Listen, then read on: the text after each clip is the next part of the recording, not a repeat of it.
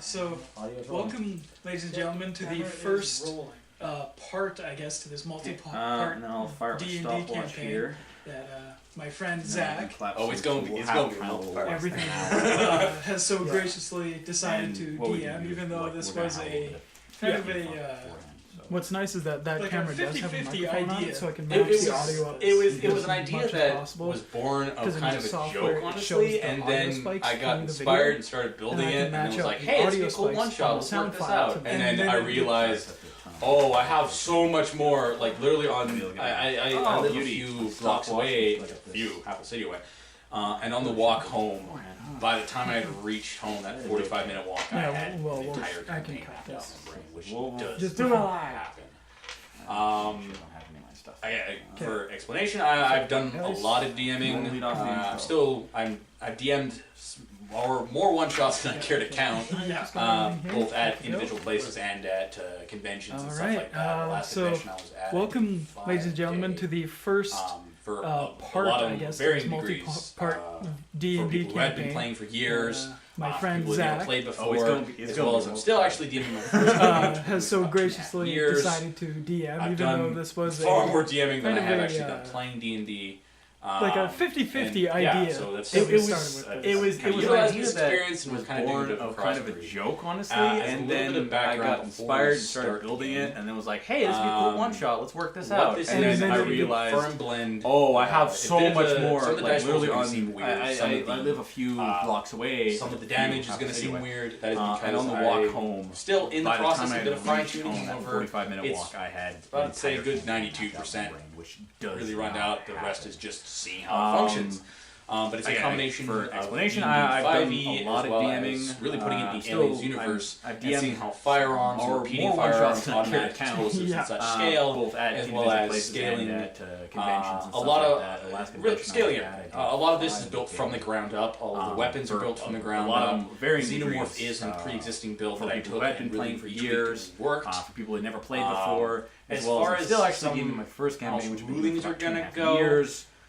I've done with far more DMing than I have actually done playing D&D. So a lot of DMs will do. You have to pass the AC. I've kind of utilizing this experience, and we're kind of doing. I believe that's what we were doing here. Is if say a little bit of background. 14, it hits a 14. It does not hit. Comes right yes, that's what this is a this gives you blend. A smaller chance to some of the hit dice rolls are whatever you're aiming at. However, gives it a smaller chance to hit you. Some of the damage is going to seem weird. That is because always going to stipulate beforehand. That way, after there won't be any variation. But I've learned these kind of things. 92% really run out. The rest is just seeing how it functions. I mean, but it's a combination of D&D 5e as well as really putting it in the Aliens universe and seeing how firearms, repeating firearms, automatic explosives and such scale, as well as scaling. A lot of scaling. A lot of this is built from the ground up. All of the weapons are built from the ground up. Xenomorph is a pre-existing build that I took and really retweaked and worked. Will be here. As far as some this whole setup works one-on-one with two people. I'm not sure. With D&D, but by then we'll have it changes we'll around figure the it world. out. So this is a lot of DMs will do. You have to pass the running AC out. to actually hit. Obviously, and we're doing that's this what on the we're Shady doing Tree, here. whereas If say also your AC is 14, it hits a 14, it does not hit. Us comes very close. yes, that's what Rowan and I doing the voices. This gives you a William smaller Shakespeare's chance to hit Star Wars, whatever you're aiming at. However, Menace of the Phantom is what we're going through. True. We're doing all the other books beforehand. too. That way, So if there look out for won't be that. any variation, it's but pretty good. learned It's these fun kind of so things far.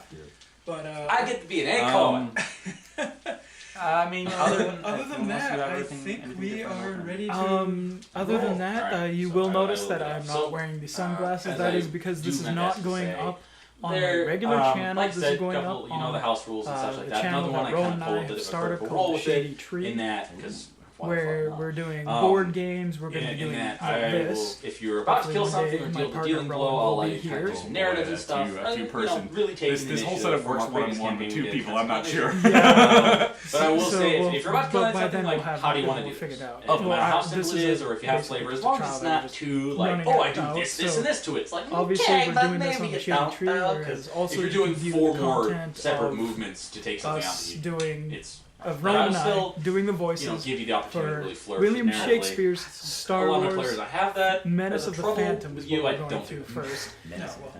We're doing all the other books too, so look out for that. It's pretty good. It's fun so far. That was but I get to be an egg card. That's getting us off. This is for now. So, other than that, as I say, I think we are ready to roll. All right, so I will lead off. Yes. So, as I do my best background to say, on the world, there, like I said, a couple, the house don't feel bad and stuff for like not that. Another looking one I at kind of the pulled a bit of a camera. critical role with it. That's just in that more natural for us not. in this setup to be. In that, audio friendly. If you're about to kill something or deal a dealing blow, I'll allow you to kind of do some narrative and stuff. Really taking the initiative from our previous campaign we did. That's not an issue.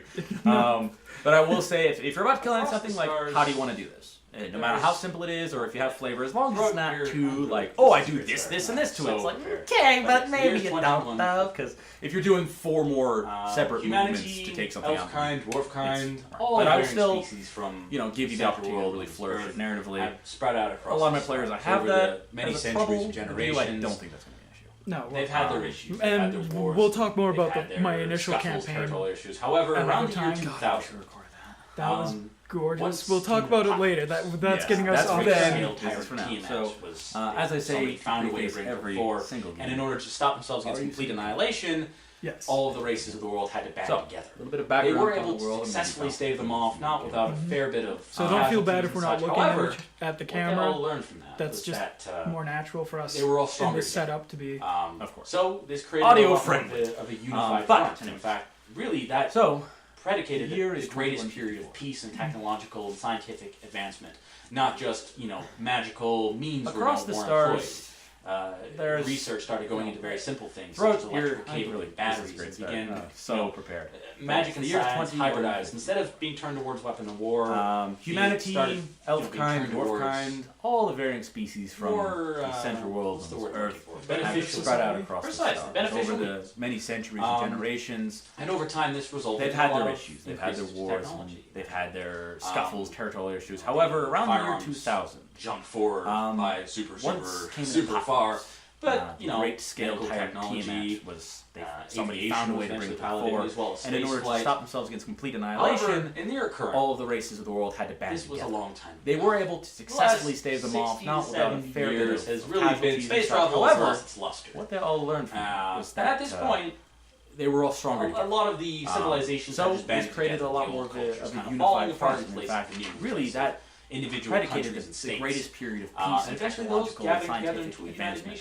Not just, magical means were no more employed. Coming across a particularly research started going into very simple sparky brand of alien life. Batteries and began magic and science hybridized. Instead of being turned towards weapon of war, you and the rest of being turned towards began hearing about these more black-shelled beneficial society. Precisely, beneficial means. And eventually they had. And over time, this resulted in a lot of increases to technology. Thankfully, none of them have ever been found on the home planets. On some of the outlying planets you've landed on, some of them that civilization far has started to terraform and colonize. Aviation they found something, and over the course of several years of being exposed to varying things, the first people who ran across them did not know what happened. 60 to 70 years has really been space travel has lost its luster. However, knowing more, and at this point, knowing what your civilization knows now, a lot of the civilizations have banded together. The knowledge of xenomorphs falling apart. Public knowledge at this point. A lot of their fine biology is more of the academic type. And eventually, those generally speaking, United Nations. It's really put. However, a couple United Nations as a whole, particularly really people, sparky brand of alien life. Or there's been times where they've landed on planets and you began hearing about you and found the rest of civilization. Xenomorphs and began hearing about these because black shell the only way to beat them is to not engage. And eventually, sometimes you have to gain a name. Sometimes xenomorphs. However, things have happened. Thankfully, on planets none of them have ever been found on the home planets. On some of the outlying planets you've landed on, and some of them that civilization as a whole has started to terraform and colonize. They've found some, and over the course of several years of being exposed to these varying things, the first people who ran across humanity did not really civilizations. I'm going to use civilizations. And a lot of people shorthand because still what happened to them. However, it's much easier instead of stipulating knowing what your civilization is now. Happened to him, chances are. The knowledge of xenomorph is pretty public. Civilization's frontline defense. Fine biology is more of the academic type. Generally speaking, it's really put. We kind of drag the narrative of this great nations as a whole on edge. Odyssey. People. Do more local. They're out there. What else? Or there's been times where they've landed on planets and gone, "This is beautiful. This is safe," and have found a young xenomorph and have abandoned the entire planet because it is the only way to beat them is to not was given some sort of unfortunately based on his experience as an engineer, as a sapper, those on his things happen home planet on planets that have been established for generations. However, the kid wanders into a cave and finds a xenoad. Our young pro and in order to protagonist, because nobody has plot armor here. Yeah. I will have you describe yourself first. Give your a little bit of your backstory. Space Marines, or more colloquially known as the Marines, will fall. Okay, so I will be playing the character. They have been fighting on the front line of humanity. Really, civilizations. I'm going to use civilizations as a shorthand because he was born on a it's much easier instead of stipulating humanity, etc. Civilization's front. Civilization's front line defense for the longest long. Adventure, finding old books about ancient heroes and adventures fascinating. Now, we kind of drag the narrative of this great space odyssey to more local. Crops and learning of fend off the local wildlife on the planet Salar. Shotguns and rifles. When the time came, he enlisted for the USMC and became a young engineer, Marine who had only been in there for about a year or so. Crews. He's had some experience with xenomorphs was given some sort of based on his experience as an engineer, as a sapper on his local home planet, was given a bit of a task. However, how do you describe our young something? Not so much protagonist because nobody has plot armor here. Yeah. I will have you describe yourself first. Give your a little bit of your backstory to the camera. Now, Ford has currently been assigned to Coyote Squad for reasons I will be playing the character of. He speculates that they are entering a combat zone created by some terrorist band and will need to wrest control of the facilities back to the rightful hands. Something Cassie he's had experience with 2. before. Of course.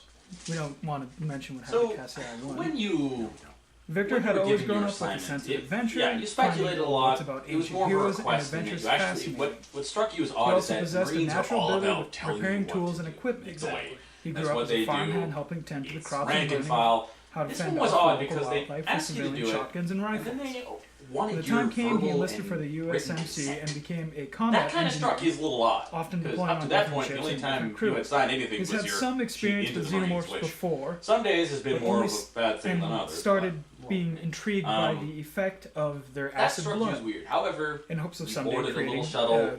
We're told that the ship was a polymer little or ways something, away. They transfer resin you when you were to frozen. negate that effect. And that the whole trip would take about 6 months or so. And but the ship transfer now Ford would has be currently been frozen, assigned so you to wouldn't even Coyote notice. Squad for reasons unknown to him. Do me a favor. He speculates that they are entering a combat zone created by some terrorist band and will need to wrest control of the facilities back to the rightful hands. Add that while you're modifier. Something he's had experience with before. Of course. So, when you were given your assignment, you speculated a lot. Open the It was campaign more with of a a natural request one. than it What do you actually- do? What struck you as odd is that Marines are all about telling you what to do. Exactly. Again, That's what you're they frozen, do. You're basically Rank and the entire file. time as a This giant one was football. odd because they asked you to do it, and then they wanted first your thing verbal and written comes consent. to your mind. That kind of struck you as a little odd, because up to that point, the only time you had signed anything was your point. You've done a lot into of the sleeping in Marines, your which life. some This days is has not been like more of waking a up bad thing than kind of others. groggy. It's more like those rare That times struck where you you get as knocked weird. out However, and you kind of come we back to boarded it. a little Like, shuttle. there's the We're told passage. that the There's no ship sense was of a ways there is away. a They passage of transfer time you when when you're you're frozen frozen. and then immediately. And that kind of trip would take about 6 months months or comes to so. mind is just But this, before your the vision ship transfer comes back to would is be the- frozen, so you wouldn't even know. As you kind of open your eyes, blinking a little do me a bit, favor and as the top give me a shell, constitution clear plastic, a little bit scratched up shell of your freezing chamber lifts. The add that whatever. light, they're bringing the lights having swung down pretty much right 2 feet over top of you.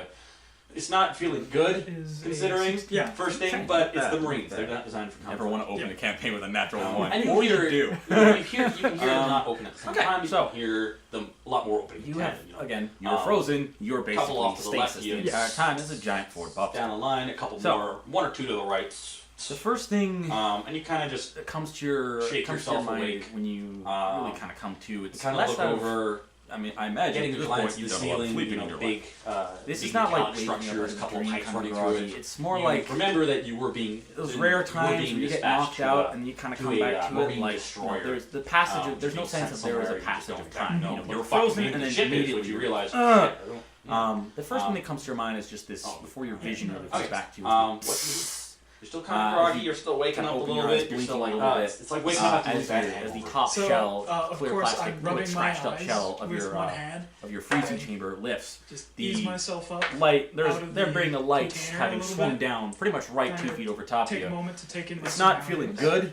Considering, first thing, but it's the Marines. They're not designed for comfort. You look to your right, and you can see a few figures. And you hear in, you hear them not over at the same time. It's really a lot more a room that is, the freezing chambers are about 5 feet long. The room is about 6. It's pretty packed in there. One or two to the right. Roof is fairly low. You kind of like you could stand up in it. Shake yourself. The guy right next to you might have a little bit of trouble. You wake up and look over. Getting a glance at the ceiling. As of recently, freezing technology has not really worked with clothes, so nobody's you remember that you were being save dog tags, which you were being dispatched a little bit of blister to a Marine destroyer. Not great. Which is being sent somewhere. You look over and you see what the fucking name of the ship is, which you realize massive dude lying next to you. The tone of his skin. Skin scales, you're not exactly sure. Kind of groggy, you're still waking up a little bit. You're still like, it's like waking up after a really bad hangover. So, of course, I'm rubbing my eyes with one hand. But most of it is kind of this mix of red and amberish. Ease myself up kind of swirling around his body. Container a little bit. Almost like clawed fingers, only 3 take a moment to take in my surroundings.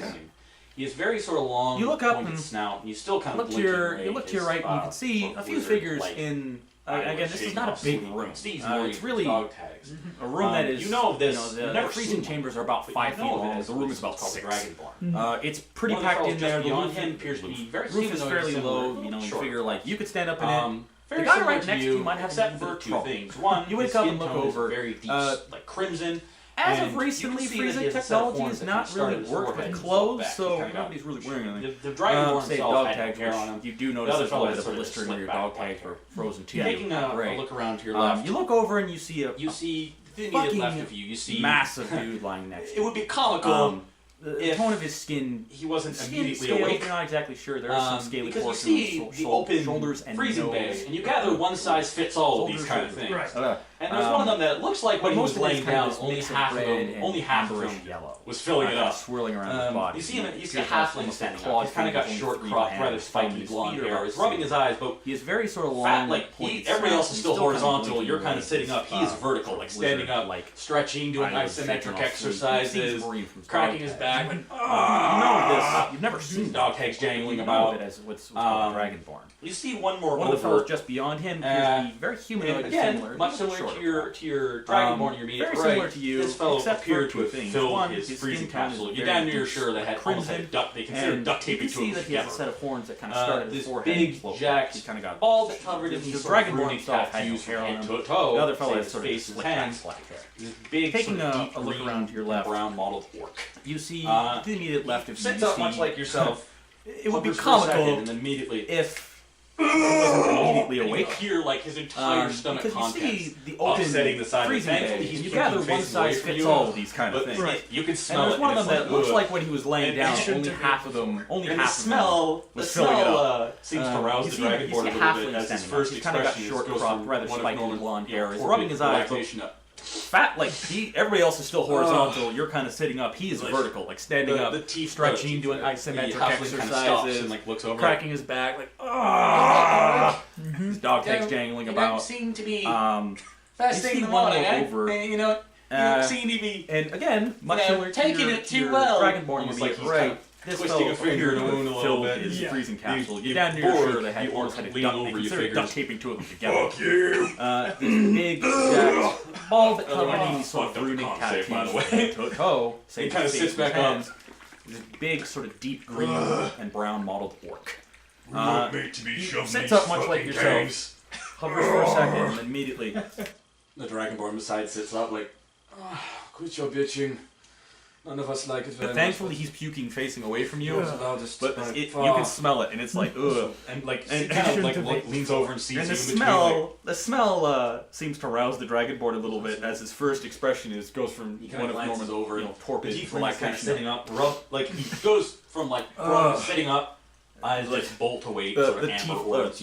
The halfling kind of stops and looks over, stands up, You're right, Borg. pops up, You don't leans seem towards to the other be wall, pulls a shelf first thing out in of the it. morning, eh? You don't Looks seem back. to be, And you can see taking his it hand, too he's got a well. frying almost pan. like he's kind of twisting Looks a around, finger sees to move a little everybody's bit. Yeah. You Borg, the orc, leaning over, Turns you around figures. like, Fuck you! Right, everybody, you know what this is. Open at him. Another one, he That's fucked like up the the con time. save, by the way. And he kind of sits Borg, back you're up. gonna be alright there. I'll be fine. We weren't meant to be shoving these fucking games, so... Checks his watch. The dragonborn Which he beside has sits on. up You like, see some of the blisters beside it, and You're bitching. touches it, winces a None little of us bit. like it very much, but Looks at the clock. yours the loudest by far. and kind of leans over and sees you in between, I'd say 15. Well, that's no. Shit, that's not normal for the Marines. kind of but- glances all right, over. well, say no. He sits back sitting down, up, he kind goes of relaxes from and wakes up a prone to little sitting bit up, as you eyes generally just bolt wake to up. wait, sort of amber What do you do? orbs. Feel free to interject again. I can find time. Okay, well now that Stands beautiful up, scene has pops up. played out, I Leans towards the other wall, climb out pulls of a shelf out of it. my chamber. There's not Looks a lot back. of space to the maneuver. Most of it is And you taken can see up. his So really hand, he's got, enough like, a space to frying stand up pan. aside. Looks around, sees I climb everybody's out up. of my chamber, hunched over. I kind Turns of around wince as my feet touch the floor. Right, as I everybody, you haven't know felt what this is. anything, Open and at him, open at him. Feeling No, cold. that's exactly And the the floor time. is cold and right? metal and rated. It's not great. Alright, you're gonna be alright It's there. not great. I just kind of Yeah, quietly I'll be fine. leave Just the I need room like and try about and find 8 or my 9 locker. minutes or so. Okay. And presumably the next Checks room his over. watch. is Yeah, locker. yeah. There Which is he has a on. You can see there's a some of the small blisters door beside that it and, appears to have just kind of touches it, swung open winces a little with the bit, motion of the ship itself. It looks like looks it's at been the clock. collapsed. And just beyond that, you can see a few different lockers, and it looks like each of them have a locker that's. Really, These actually guys have- are actually detailed to this Let's ship, say 15. as each of their lockers have. Shit, that's You not know, normal for the you Marines. see- You see G. Say no. He you sits see back down and, GSGT, Erskine. You Kind of see relaxes and wakes one, up a another little one bit right as, beside it as says you CPL, generally wake Vari. up. You see another What one do you do? right Feel- beside feel that free says to interject. LCPL, Borog. Okay, You well see now another one that that's PFC, that beautiful Rockfoot. scene Right has beside yours played doesn't have out, a- I Could you actually just quickly write those you know, names climb down. out of my. Well, there I can. chamber. There's not a lot of Yeah, space to yeah, so maneuver. Most of it is GSGT, taken up, so you Erskine. really got enough space to stand up the side. I climb out of my chamber, Corporal hunched over, Vari, and VARI. I kind of wince as my feet touch the floor, as they haven't felt anything, and now they're feeling cold. And the floor is cold and metal and kind of grated. It's not great. Like It's not great. I just BOR. kind of quietly All of those. leave the room and try and find my own PFC, locker. Rockfoot. Okay.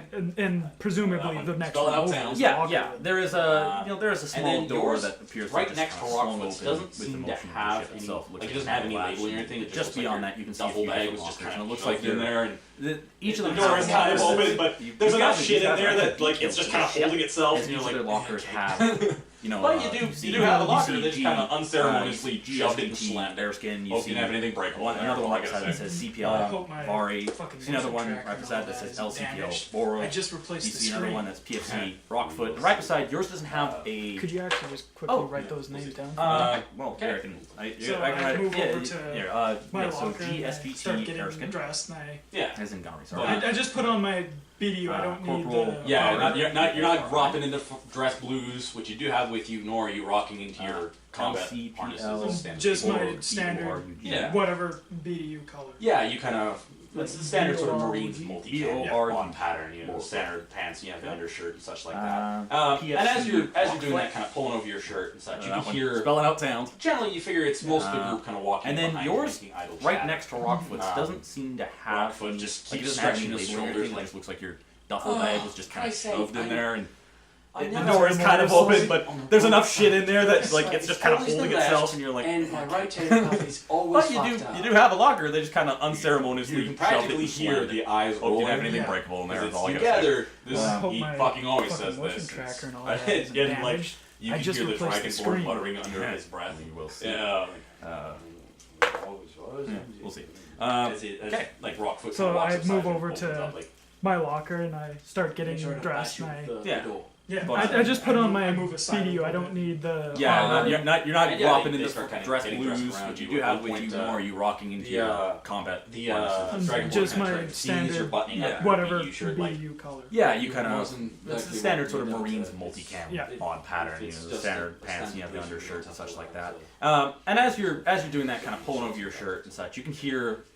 Generally, you figure it's most of the group kind of walking in behind you, making idle chatter. Rockfoot just keeps stretching his shoulders like. He kind of looks like staring for a moment, like I never fall asleep on the right side. I swear, it's always the left, and my rotator cuff is always fucked up. And Borog hulks through the door. You can practically hear the eyes rolling. Yeah. You gather this. You've got to duck for it. You've got to fucking duck. You can hear the Dragonborn muttering under his breath. Every single time. Look, and then bend. As like Rockfoot kind of walks upside and opens up like. Clearly, they weren't meant for anyone outside the fucking sardines. I move aside a little bit. You know, I'm tired of seeing bruises. And yeah, they start I have to explain it. Around you. At one and point, it looks terrible for me. I'm surprised I didn't notice the Dragonborn kind of turns, seeing as you're buttoning up your BDU shirt, like you most likely won't need that. It's just standard. If there wasn't one before, there might be now. I'm not sure. And like everybody kind of gets dressed and such, kind of the chatter lulling for a moment as they focus on. There's not a lot of space in there, but enough to do what need be. As he kind of looks at like staring for a moment. Yeah, like as the Dragonborn. Somehow I get the feeling I'm going to be seated next to the Dragonborn. Like seems the only we'll see. Like the Borg hulks standard all-strap undershirt, their BDU pants. Straps on his. You've got to duck, Borag. You've got to fucking duck. Every single time you have this. Every single time. Look. And after everybody's kind of done, and then getting themselves put together, your ships were made for me, sir. Right. So we got ourselves a clearly they weren't meant for anyone outside the sardine. But it's engineer. You know, I'm tired of seeing bruises, and I have to explain it. Oh, by the way, it looks terrible for me. I'm surprised I didn't notice a dent in the doorway. In here. Roll perception. But when we're in there, if we got superiors watching and such, I run a fairly. If there wasn't one before, there might be now. I'm not sure. Squad. And like everybody kind of gets dressed and such, kind of the chatter lulling for a moment as they focus on. There's not a lot of space in there, but if I want enough to do it, I got to get shit done. As everybody kind of gets pieced together and such, and yeah, like as the Dragonborn, we're fairly a little more on the as casual side because it seems the only. Like everybody's wearing their standard all-drab undershirt, the BDU pants. We went through Gunner Sergeant Hareskin straps on his sidearm. No one else seems to do that. And they kind of have these centered sort of marine sag caps. Especially one. Remember the one on? And after everybody's kind of Cassie I-4, getting themselves put together, you could just hear. Right, so we got ourselves a new engineer or mechanic, or what do you do? It's engineer, mechanic, whatever you need, basically. So I'm Gunny Sergeant Erskine. By the way, when we're in briefing room, we do have to be a little more formal. In here, in front of other superior officers. But when we're in there, if we got superiors watching and such, I run a fairly, I suppose if you do, you're welcome to carry the squad. Corporal or now, like I said, I run a fairly accidental ship, however, when I want fucking space mosquitoes. The big tall green door bashing fella. And if I ask shit to get done, make sure it gets done. I told you, it's not made for me. A little more on the casual side because this job sucks enough. We don't need some. We went it might not be comfortable for him. And the Navy Dragonborn over there, Barry, I should probably do it. I swear to goodness. You buy it, you fucking shitty. It's either I cut it out, especially one. Remember the one on Cassie I-4, eh? You could just hear. But I'll keep that in mind. Yes, I do. Oh, too much. Either way, that big green lug is Lance Corporal Borog. He only has one. Anyway, so I'm Gunnery Sergeant Erskine. Yeah. T being the first name, however. Gunny Erskine. That works. Other fellow right now, right next to the short fellow who's currently having trouble with his belt.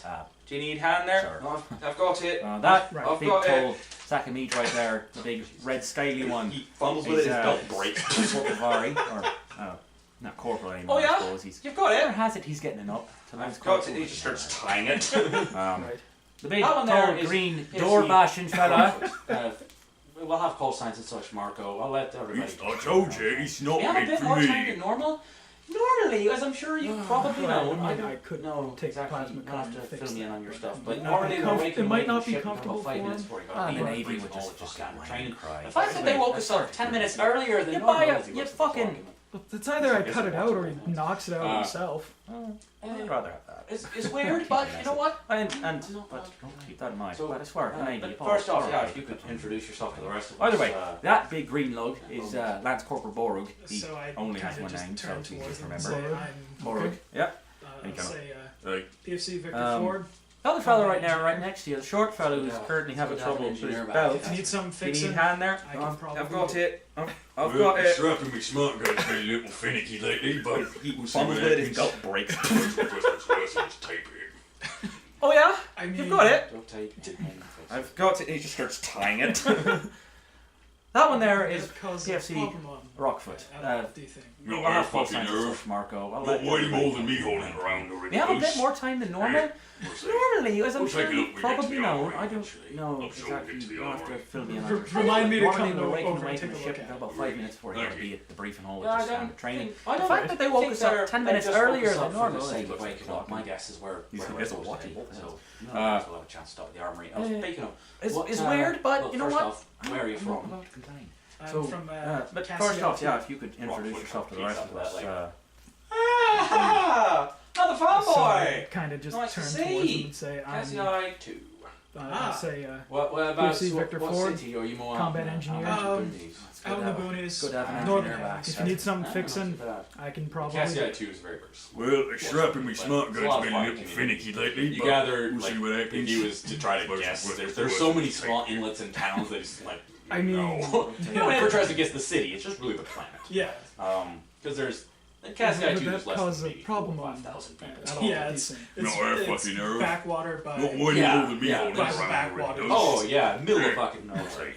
We'll take it up when we get to the armory. But he kind of chuckles at this. Remind me to come I over and take a hate look at to it. be putting more Thank you. more pressure on you since Yeah, I such, but don't we think- actually I don't just got through. I think they just woke us up for the engineers as sake well. of We waking got up. bonus My points guess is and where we're stuff supposed to be. down So no doubt I we'll have hope a you chance know to what stop you're the armory. doing. Speaking I really do. of what, well, first off, It all where are you depends from? on what I'm here for. I'm from Brass put me Cassia here, too. and they. Rockfoot kind of Honest, peeks I up to that suspect like, we're about to be told, but if ah, I find out, another fanboy. Nice to see. Cassie I too. Ah, Whereabouts? What city are you more out in the boonies? out in the boonies, northern hemisphere. Ah, not too bad. The Cassia 2 is very, very small, Yeah. fortunately, but there's a lot of farming communities. You gather, like, if you was to try to guess, there's so many small inlets and towns that it's like, no. Nobody ever tries to guess the city, it's just really the planet. Yeah. Because in Cassia 2, there's less than maybe 4,000 or 5,000 people total. Yeah, it's backwater by Yeah. by the backwaters. Oh, basically. yeah, middle of fucking nowhere. But T kind of chuckles at this and like, well, I hate to be putting more pressure on you and such, but we actually just burnt through 2 engineers as well, and we only got 1 as replacement, so we're down a man from the get-go. So I hope you know what you're doing. I really do. Oh, it all depends on what I'm here for.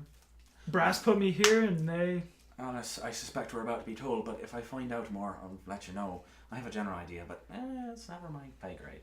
But yeah, no, and obviously he's not. He kind of addressed the rest of the team, like, obviously he's not here to fill any shoes that need filling. As you know, honestly, we only needed 1 Rockfoot.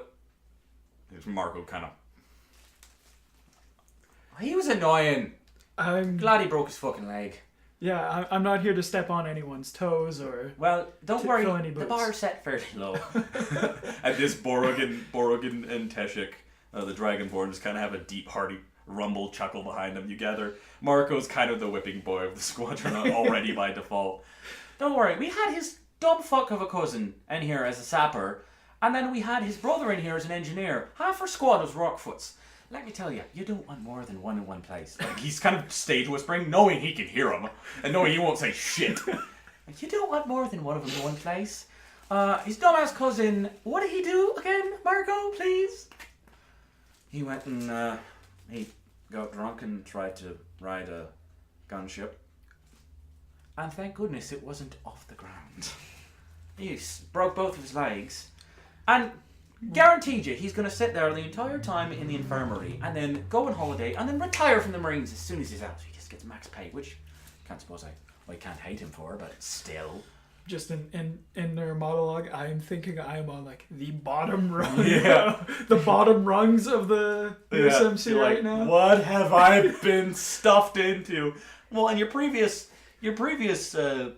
squads and battalions had some characters, but they're flagrant disregard for the Marines' approach of you are not allowed to have individuality even within your squadron is a little off-putting.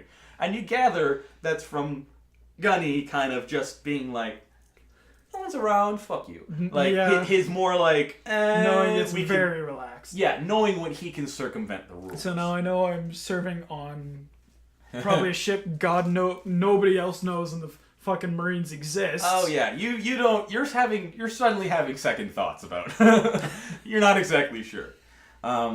We're on the fringe of... And as the group is kind of chuckling and such like that, Teagues and Marco's like, well, at least my brother got killed in the line of duty. I mean, that's something for it. Your other one, not the one in this squadron. I would still say his wounds were in the line of duty. I mean, so perhaps we all have varying degrees of debate about this. So if you are repairing a piece of exposed wiring on top of rather high hangar corridor, hangar really, let's not be too, and you're dumb enough to move your plasma torch and cut not one but both of your structural supports which you're latched onto, does that count as the line of duty or not? Well, as an engineer, I have had experience with workplace accidents. There's workplace accidents and there's been a fucking dumbass. Well, the big question is, were you guys on a mission, or were you guys in for repairs? At this, Marco scowls, Teague smiles, Teshik chuckles, and Borg just shakes his head. Well, I mean, technically we were. A little bit. He decided to try and stay back and get some brownie points. We were in port at the time, and really doing a good job of lifting that up, if I do say so myself. And we were in port at the time. He was trying to get extra brownie points from the captain by doing a bit of extra repairs he didn't have to, and was an idiot, and broke 2 of his central vertebrae? It was 3. 3 of his central vertebrae. He kind of bounced off of... Okay, so you're familiar with the Cheyenne gunships. Yeah. He bounced off of one of those and landed through one of the bolt turrets in the side, and he went through that. He's lucky he's not... But anyway, I and a lot of the others of us agree, by a lot I mean the bigger one, Borg, it counts, that it's not in the line of duty. Meanwhile, these two, points at Teshik and Marco, say that it was, because he was doing his job on board his ship, even though it wasn't during mission or deploy time. Well, I'm going to say it's not in the line of duty. Ha! Because he was doing extra work.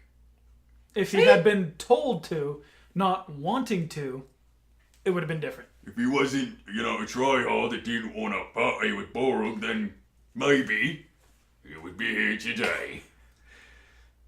Last time you partied with you sat on him. Actually, correction, you passed out on him. He was suffocated. It's not my fault. He's got to know I fall whichever which way. Unfortunately, I can't handle my grog very well. Well. Yes, well, don't ask me to haul you back again.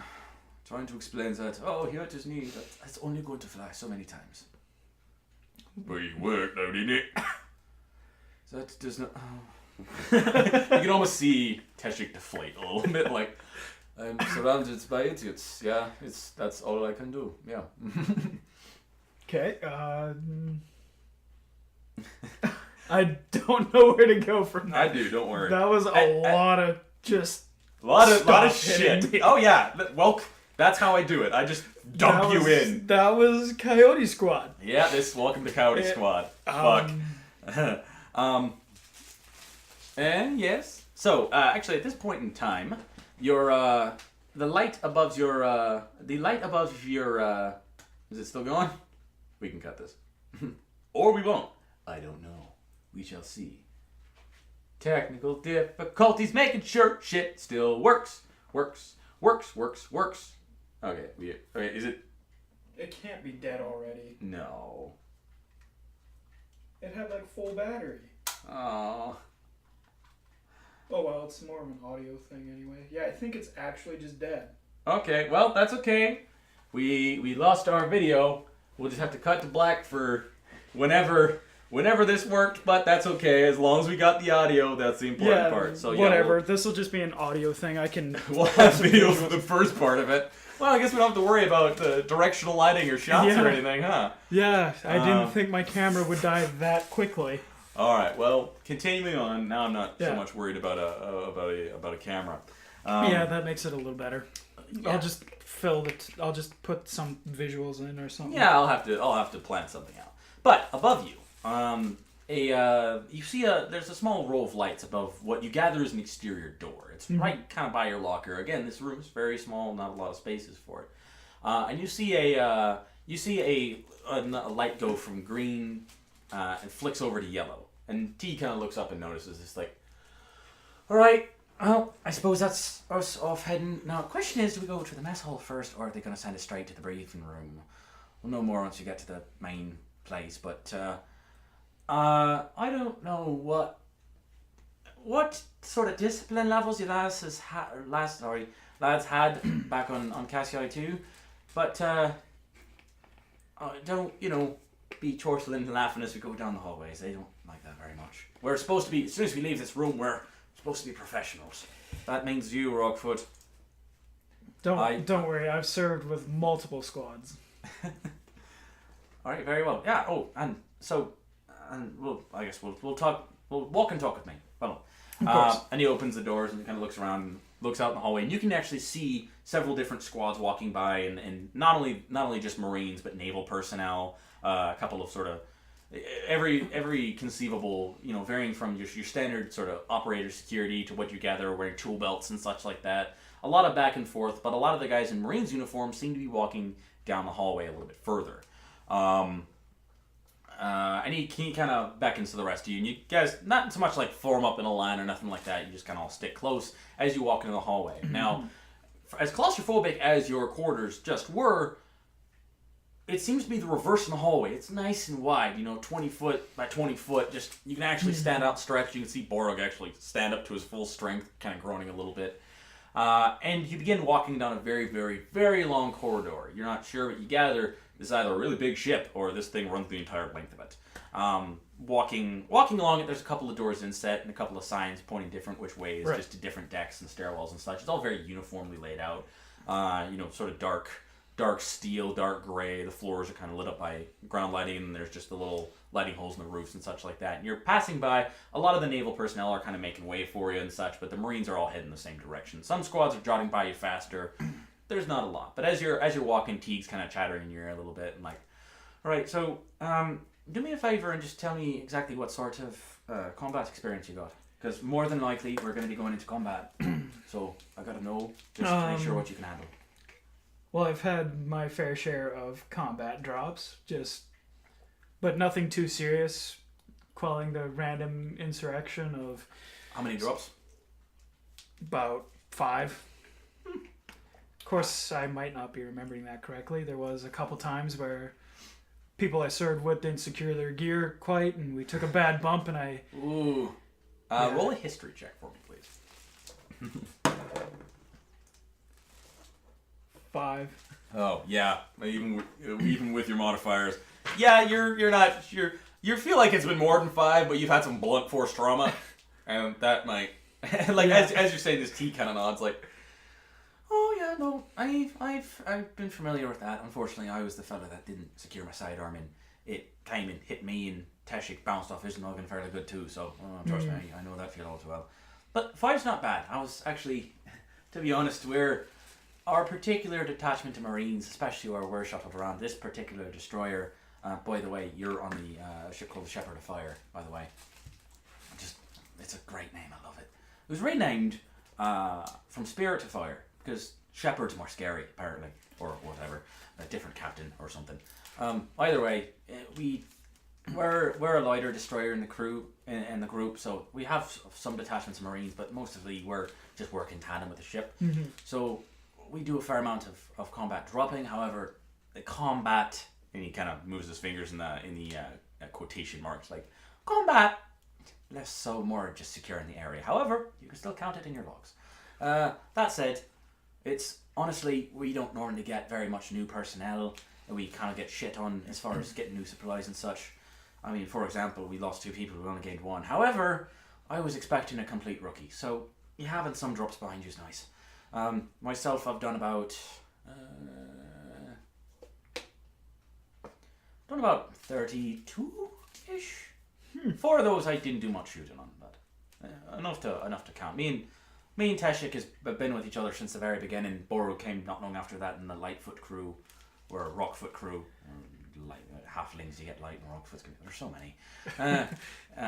They came a fair bit later, maybe 10 or 12 for them. But everyone here knows their salt, so you don't got to be worried about that fairly too much. That said, how are you, like, are you more of a shooter, or are you more of doing your job under fire type fella? Because some people will drop what they're doing and return fire, and it's annoying. And some people stick to their stuff. Don't tell me what I want to hear. Tell me what you actually are. I'm an engineer. I do what I'm supposed to do. All right. If the bullets start flying, I just got to watch where my head is. Fair enough. That's the correct answer. Good. Although, yeah, I had a counterpoint there and immediately forgot it. All right. What gear? What's your main arm? What's your sidearm? Because I'm aware in the Marines they give us a few different choices. Especially you farm boys like using bigger caliber stuff. I have, hopefully in the armory, is the M41 assault rifle. Oh, your pulsar. Not too bad. Grenade launcher's a nice touch too. Yep. I love those things. Secondary, I'm packing a small sidearm, the Mauler. Oh, alright, so we do have a bit of, and he turns around like, we do have a bit of variation in our secondaries. Everyone here uses just a Mossberg, but Maulers are good. I never have any luck with pulse rifles or Maulers myself. Well, when you're climbing in an event, you can't really use a Mossberg. It's true, yeah. That makes sense, yeah. Me, I just have terrible luck with pulses. They always seem to fail on me when I really need them not to. Got fucking bull rushed by a Xeno once before and the damn thing jammed. Not great. And my side is just the old M6C. Oh yes, venerable. I think that's good to know, because at least this way we can all sorry, my stopwatch is freaking out for a second there. And this way we can all share ammunition if we absolutely need to. And we're not, at least for sidearms and pulses and such. The rest of the squad uses pulses, and I believe it's still, I don't know if your shotguns take the same. I think it's different. Myself, I use a bit of a bigger gun, but I don't think we're going to have that really come around to being a bit of a problem. But yeah, so that's good to know. Any other specialized equipment you need to carry, or that I need to contact our CO to get fuel and such for? Maybe a cutter. Plasma canisters and such. Okay. Yeah. Because I got to beg and plead for every bit of equipment we get, so I just got to know what I'm begging and pleading for. Maybe the console breaker kit. You know, the thing that they hook the... Yeah. Console breaker kit, a couple extra wires. Maybe basically what we're going to refer to as an engineer's kit. Yeah. You can get all those things in one go. Yeah. Okay. Just the engineer's basics kit. All right. Well, if I need anything else, I can probably salvage. It's not terrible. It used to be much worse when Borg used a flamethrower. Getting ammo for that was a nightmare. At least a smart rifle is just a simple block. So, all right, good to know. Then I can, and he pulls out a small little data pad out of his pocket and starts kind of typing on as he's walking. Like, good to know. I can have the armorer prepare that ahead of time, as well as you carry standard loadout for ammunition as well too, right? Yes. All right, 400. Yeah, you brought your sidearms and your main weapons with you. However, due to the standards of Marine stuff, none of them have ammunition. So you gather he's requisitioning ammo and such like that ahead of time. Like he's getting You're getting the sense that although his lax manner with his people might suggest one thing, he knows what he's doing. He's on top of his shit ahead of time. Like, from what you know, from the briefings, the few formal and informal briefings you've been through, typically they'll go afterwards and make the requisitions there. He's doing it before even the briefing starts, kind of having a rough idea. You gather that his instincts are his gathering things. Right. And as he's doing this and walking and such like that, some of them, some of the other fellows are kind of chuckling and chortling, kind of keeping a lid on their conversation, but still kind of teasing each other behind. You gather that they're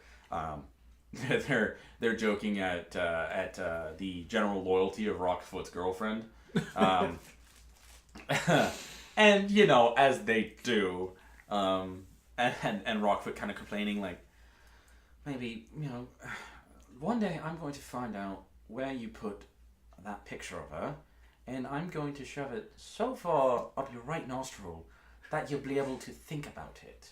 Yeah, big words from halfling. And also, I get small. Good luck finding it. Teshik just... Yeah, and if he can reach, I say back. Marco kind of... Borg kind of side chuckles at you. You gather, you're winning him over a little bit. Teshik kind of chimes in, but would not the best place to hide it be down low, because that's the last place he's going to look. There seems to be a dynamic in the squadron that they'll be insulting him, and then they'll immediately ignore him as they insult him in front of him. And Rockfoot's just default mode is a scowl. I'm like, I can't fucking win. You damn right you can. And you, as this happens, you wander into a much more open area, into a sort of a rough metal pentagon. It's sort of wide open. You can see several passages going along. The roof above you is actually this big plated, very, very thick. From the side windows, you can see stars, and a little bit of, in the distance, some nebula beyond it. It looks beautiful, and actually, you were on board, you were inside of a ship from the moment you took off from your planet, and you went to cryo, so it's the first space you've seen in a long time. You haven't been into space too often, but it's not a lot. There's a couple you can see that are very kind of rookie Marines kind of standing up and looking at it and such like that. You can hear their CO from a little ways away kind of bark orders out and like, oh, get your shit moving. But a lot of them seem to be just kind of going back and forth. There's a lot more of the ship's personnel here, characterized. They're just kind of wearing similar BDUs, but they are just a slate gray. With their rank and insignias and such like that, and the emblem and the name of the ship on their patch. Some are wearing helmets, some are wearing and types of all types. It's in your particular battalion. There was in your home planet base. There wasn't a lot of variation. You really had humans, orcs, and the occasional the southern halflings, which you now know Rockfoot's from. There wasn't a lot of variation. Here you see like Teshik, you see things you haven't seen before. You see Dragonborn. You see a couple of goblins strutting around, like carrying a piece of communications array. You see a couple of elves kind of wandering back and forth between their groups and such like that. A couple of dwarves carrying a big piece of armor plating and mounting up against what appears to be a deformed section of the wall and just started welding it and such and hammering it. And not a lot of tieflings like Gunny Erskine, but there's a few kind of wandering around. Not all of them red. There's one that's kind of seems to be a lot of a higher rank, like people salute as they walk by. Fortunately, he walks beyond far enough that your squad doesn't have to, but you can see they kind of clear a path, and he's wearing his full blown dress blues. You gather he's one of the ship's command personnel. He's sort of deep purple, wearing some kind of longer jewelry and such like that, kind of nodding at people. Unlike Teague, as Teague has pupils and irises, and his sclera are amber, his eyes are just straight red. Tieflings have a bit of variance with their looks, but he kind of looks around and beckons you to follow, and like on the right side, and he wanders, and the group continues. You're in not too far down. A lot of the ship personnel not being in this part, really just being Marines, kind of filing into a bit of a briefing chamber. There's a few guards standing in front, like checking papers and such. You can see that entire squads are moving up and being kind of sorted into different rooms and stuff. Like, it looks up and one of them's like, no, you go over here. Where are you getting employed? All right, go over here. And your squad wanders up and kind of looks down. It's sort of a taller fella, short cropped hair, got a bit of a scarring on the one side. Like, all right, where are you? What squadron are you? Coyote Squad. What's your Gunnery Sergeant Erskine? All right. briefing all two. Not a lot in there. The hell you guys doing? Your guess is as good as mine. Fair enough. And he beckons you through a door, and you gather is a converted something that has been converted into a boardroom. The desks don't quite fit. They're very long tables. There's really, it's only big enough for a small table in front, some sort of screen behind it. Yeah. 2 longer tables with a couple of chairs. There is already one squad of Marines kind of chortling there. They're done up, full up in their BDUs. All of them wearing sidearms and shit like that. And they're kind of chortling. A lot of there seem to be a mix of humans, halflings, and dwarves and such, and they're kind of sitting up right at front on the left side. Some of them are kind of very prim and proper waiting. Some of them, there's a couple of dwarves kind of fucking around a little bit and chattering on the side a little bit.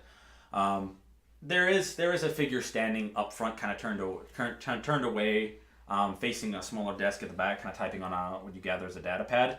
Very, very tall, wearing a sort of, as opposed to the normal Marines, you can see the BDUs from the other side. Over back about mid-knee length, there's this long, dark green coat. You just see a couple of blonde hair and some ears kind of jutting out, and that's really about it. Whatever the figure is, just kind of typing and such like that. And Teague just kind of gestures at a table. Not the one right immediately up front, but kind of the second one on the right, kind of back corner like. And he sits down in kind of the side closer to the hallway and such, and just kind of beckons you to sit down and such, and like, well, you never want to be the last ones here. That's for damn sure. Yeah. Boro just. The other squad like. Yeah. And they just kind of make on onwards. Keep squishing skeeters here. Yeah. And you kind of roll and sit down and such like that. What's your passive perception? Passive perception. Oh, I don't have that written down, I don't think. Oh, wait. Oh, it's a 1 in the skills, right? Yeah. Oh, passive perception is... Sorry, I gotta look it up just to make doubly sure, because passive perception... I don't think we did that. Yeah, of course, that's the one thing I fucking forget about. Don't mind us flipping through experienced DM, but I forget about this part, because everybody literally does it only once. Your passive perception... Give me 1 quick second here. Because now they're recording it, I don't want to fuck it up and get it wrong. Sorry, 1 quick second here. You know what? I'm just going to use my phone because that's going to be faster. I'm pretty sure. Well, right. So it's 10 plus your wisdom modifier plus your proficiency. Right. So it's. At least for you. So it's proficiency. Proficiency plus wisdom plus 10. So your wisdom is your plus. So 2, 5, and 10. So 15 is your passive perception. That's stuff you would just notice inherently. But I will get you to do me a perception check, please. 2. 2? Yeah. It looks like a pretty even. Like if you're looking for anything specific, nothing really stands out. I'm kind of going after passive. You sit down and some of you start kind of chortling and stuff, and you look around and it's as soon as the door shuts, it's weirdly removed, like it's extremely quiet. It seems that it was repurposed, but it's rebuilt for a reason. And it's a lot quieter, and it's kind of warming up. There's not a lot of air circulation, and you gather there is some chatter from the other squad, but it's kind of hushed. Like even the people sitting there and the dwarves, it's not the jovials you have previously thought and such. They're kind of hushed, and you can even catch occasional words like, "Oh, I'm not exactly sure. I mean, unless Gunny's been told or something like that, I'm not really sure." And he kind of looks around like, "All right, well, as long as we'll be able to see which teams are coming in." And T kind of looks around like he's looking. He came in looking at his data pad, sat down, looks up like, "Oh, fuck! All right. What is it?" Well, I suppose you're a new one to this one. So, that group of individuals over there is our Coyote Squad. I'm gonna guess we're gonna have an ABC thing. We're a Coyote Squad, they're Angel Squad. We always get partners with these assholes. They think because they got the first letter of the alphabet, they're something special. And their commanding officer's a right cunt. So, silver lining is they're fucking terrible at their jobs. Okay. So we always look better than them. So at the very least, at least as a personal favour to me, always try to be better than their best, which is not a high bar. So they're kind of our rivals, and we're just better. I can certainly try. They're fucking assholes. So if they try to goad you, try to get you to react. Just either do it very decisively and wittily, or don't. Because you know what they say about fucking idiots. And Teshik chimes in like, "They'll drag you down to your level and beat you with experience." And at that point, like you kind of look over at one of the other tables, and they're all clear up to that point. Except for the one right across from you. There's nobody sitting there. But you didn't notice when you got in, but sitting down you notice that there's already like water bottles and shit since there. There's pieces of paper. It seems like some group has been there and has stepped out. Teague notices this as well, but doesn't seem to comment on it. The others are just kind of like caught in the middle of it, So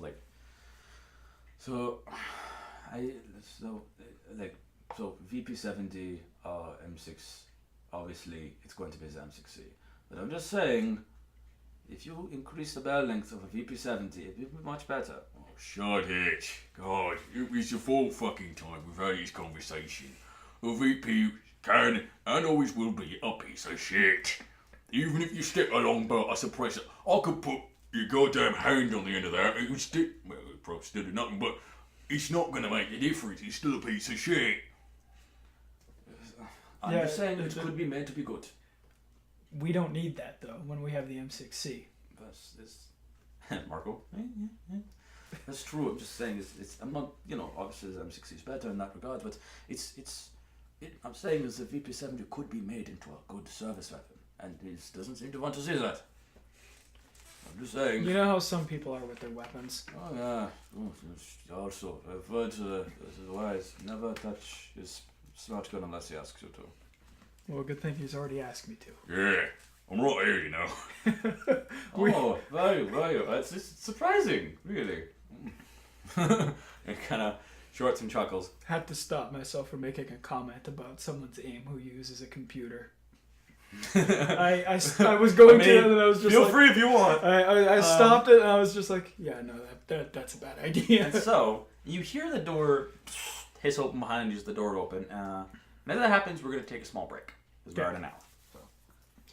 Yeah, I just want to check my... Yeah, we can keep the audio running, which is the nice part.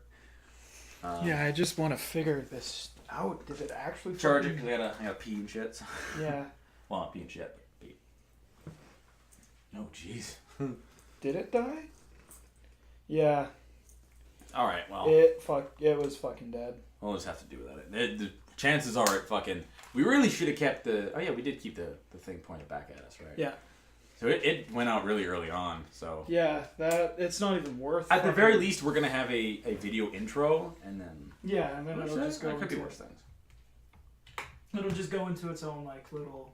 Like, I'll figure out something to do visually, like, maybe I'll just throw up the... Still frame pictures or something. Or, like, the Mr. Shade's logo itself, and... Yeah. Or whatever channel this is going on the Shady Tree. Yeah, just have the logo flash up and call it. So yeah. That's the beautiful part about D&D is you can get away with doing it just audio. Yeah, visuals aren't much unless we were fucking dressing up. Mm-hmm. I mean, when we were gearing up, I was just going to throw my... You can if you want. I was going to throw my combat I have to do some light writing down, kind of my thoughts into volume for the next part. Just give me a few seconds. I mean, when we were finishing gearing up, I was going to throw this on. But if we were dressing up, I would have had like my BDUs with the patches on them and stuff. But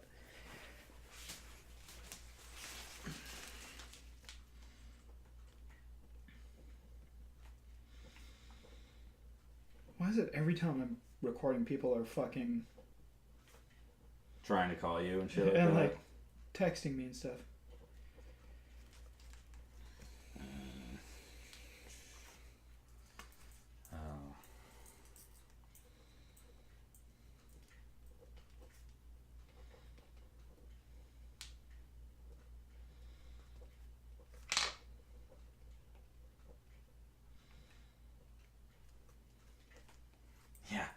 Teague has been through a lot. Teague and Teshik have been through a lot of fucking combat jumps. Like, they haven't been in the Marines for a super long time. They've just had a very busy time of it.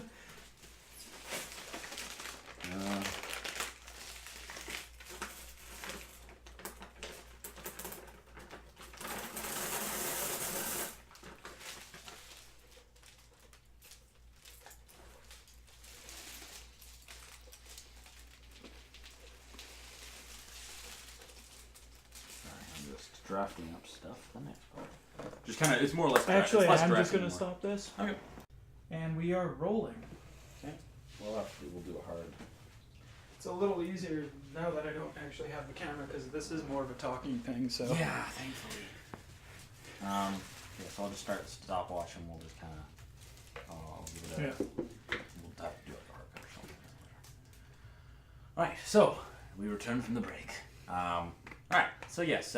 Behind you, you heard the door kind of hiss and swing open a little bit, and as you turn around and look, you see a bit of an odd sight. Again, like you were not used to seeing a lot of different beings in the Marines, and typically you know that they want to have an even mix. It's very rare to see only one particular race in the Marine squads. Yeah. Typically, it's they're not necessarily like. They're, in your sapper corps, that's where you get a lot of orcs and dragonborns, but they'll have an even mix. With theory that it drops down less clicks and stuff like that. However, this one's a little bit differently. You look in and you kind of look up and have to look down for a second. And in comes a full-blown squadron of what appear to be goblins. Oh, fuck. Not only that, but not wearing the BDUs, wearing dress blues in damn near lockstep. Kind of marching and such. They all look fairly similar. Some of them have they all have reasonably short cropped hair, one of them having like a single dread kind of behind one of the ears. The squad leader being the only one that is actually wearing aviator shades, because he's a badass. Of course. Of course, yeah. And they kind of march in and sit themselves up on their desks and such like that. Some of them reaching for bottles of water and such and adjusting. You gather they had already been here, picked their spot, went out, came back in. I just quick kind of go like this real quick. I'm like, no, please don't let that be them.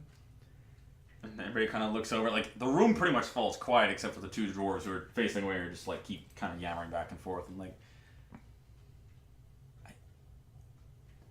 Goblin squad. Roll perception, please. Just goes because you're like, are they? Is it them? Yeah, it's a 2. So. Fuck. So I'm just like no idea. I'm just like, oh boy, this is. I'm rolling for the rest of your squad here. It can't.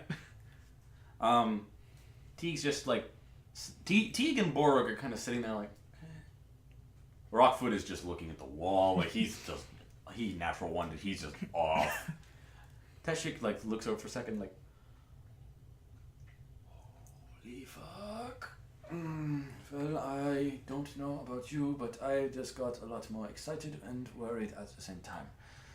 Does any of you recognize who those are? I'm just kind of like trying not to acknowledge them right now. I'm just like, That's not very fucking good if they are.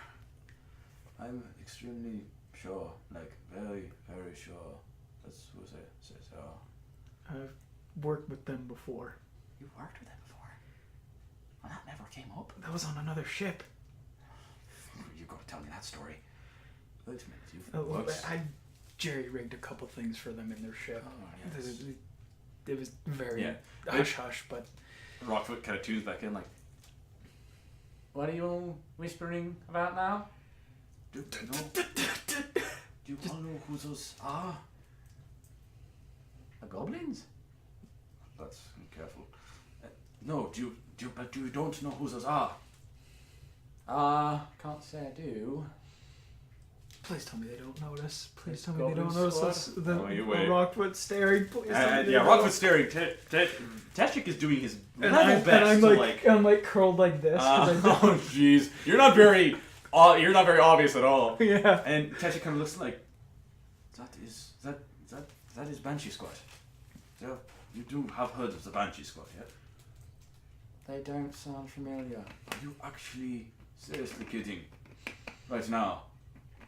Oh, Lord, no. I've never heard of them before. They're basically legends.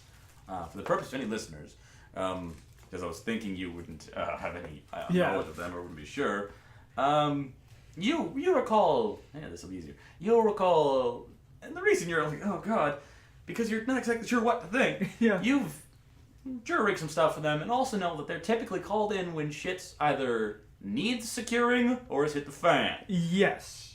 Banshee Squad is kind of a legend in the Marine Corps. It's I'm incredible just that Marco hoping they don't recognize me because I don't want them to see me with Coyote. Marco has gone his entire being somehow in the Marines without hearing about Banshee Squad. Apparently, he's the only fucking one. And the dwarves maybe, but I don't even know if they've noticed them come in yet. Banshee Squad is a very, very experienced and holy fuck effective squads. Typically, the Marines don't like having single race squads. Banshee Squad is one of those very few exceptions because they're so goddamn effective. Rumor has it they've been turning down Special Forces appointments for years. These guys have gone on, their jumps go into the triple digits, possibly beyond that, you don't know. You figure some of the stories are exaggerated, well they might fucking not be. And Teshik's just wide-eyed gaze, it's a good thing it's pointed in the other direction at Marco. Like this, and this is the most expression you've seen on Teshik's face so far. And Marco is just confused. As one of the goblins kind of turns and like Teshik kind of turns back and Marco's like, Hi there. Marco, please. Marco, shut your fucking door. What's wrong? They're just fucking Marines. We can't talk to them about anything. You don't typically talk to these guys. Well, we're in here for a briefing as well too, so we best not, do best shouting around the room either. That's fair, but I still want to. I just kind of reach over and roll the hit. You're unarmed, so it's not like you get any pluses. Yeah, nat one. Nat I one. just miss. You fucking miss and you hit Teshik. Alright. What the fuck was that for? Oh. Sorry, I'm still waking up. Clearly. That was meant for him. The goblin who saw this kind of chuckles and looks back down like... You're not sure if you can roll, and at any time also, you can go like, okay, I want to roll insight and see, like, look into it further and such and see if you could pick up on something. For example, if, say, the goblins recognize you or not. Yeah. You can roll insight if you want. I'll roll. Clue, hint. Yeah, I'll roll insight Damn here. it, phone going. We got 9. I mean, you're not sure if they have or haven't. You're not sure when the one looked over recognized. There wasn't any... You recognize this one as a female. You don't see any spark of recognition in her eyes as she just kind of looks over and, like, with the tired, like, but noble look of a celebrity who has seen a lot of fans freaking the fuck out, but has the sort of poise to not, like, be an asshole or double back. Mm-hmm. And is just like, the confused gaze of Marco Rockfoot, legendary gaze, is a little bit odd, but nothing beyond from what you're getting. And as that turns around, actually the person who had been letting you in, the sort of very, very strapping human with a scar across his cheek, kind of walks in the room, kind of closes behind him, and just assumes sort of natural but arms cross-guarded neutral pose. You gather that from his shoulder patches, you can see that he's about the same rank as Gunnery Sergeant Erskine. And as the figure in front of you turns around, you sure as, first off, it's a her. Second off, you recognize the rank. You are a PFC, the highest officer you've seen so far, other than that one crossing through, which you didn't see his rank tabs, you just saw enough to know that he was high up. Gunnery Sergeant. Yeah, it's been the Gunnery Sergeant. You, your passive perception, you're in the military, you're used to this. You see the full bird insignia of a lieutenant colonel. I figured it was going to be LT. Yeah, it's fucking holy shit. Turns around and the coat is sort of hanging open over top of normal Marine BDUs as well as a few sort of rank and pin badges and such like that, as well as a data pad that's been tucked into one of the pockets. Turns around, arm fold behind her back. It's a very, very tall elf. Sort of long blonde hair tied into a single braid at the back and such, and the amber eyes kind of flitting around the room a little bit, not seeming to size up too much. Teague like immediately turned around like, officer on deck, and stands up like, boom, snap for it. Do me a performance check, please. Performance check. Because you were trying to. Oh! Yeah. Add your modifiers. Yeah, that's a 5. Actually, so I have to roll for the rest of your squad here. Oh, man. Okay. We all bang our knees on the table and make a loud clamor.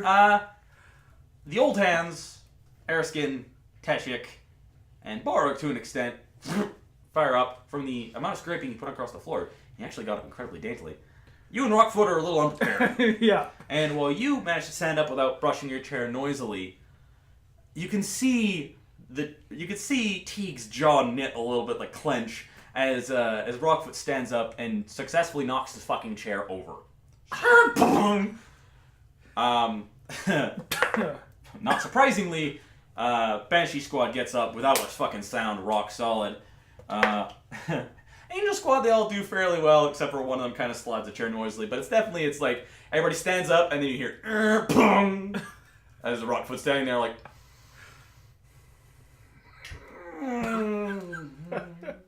And you see like the piercing eyes of the Lieutenant Colonel like kind of lock on.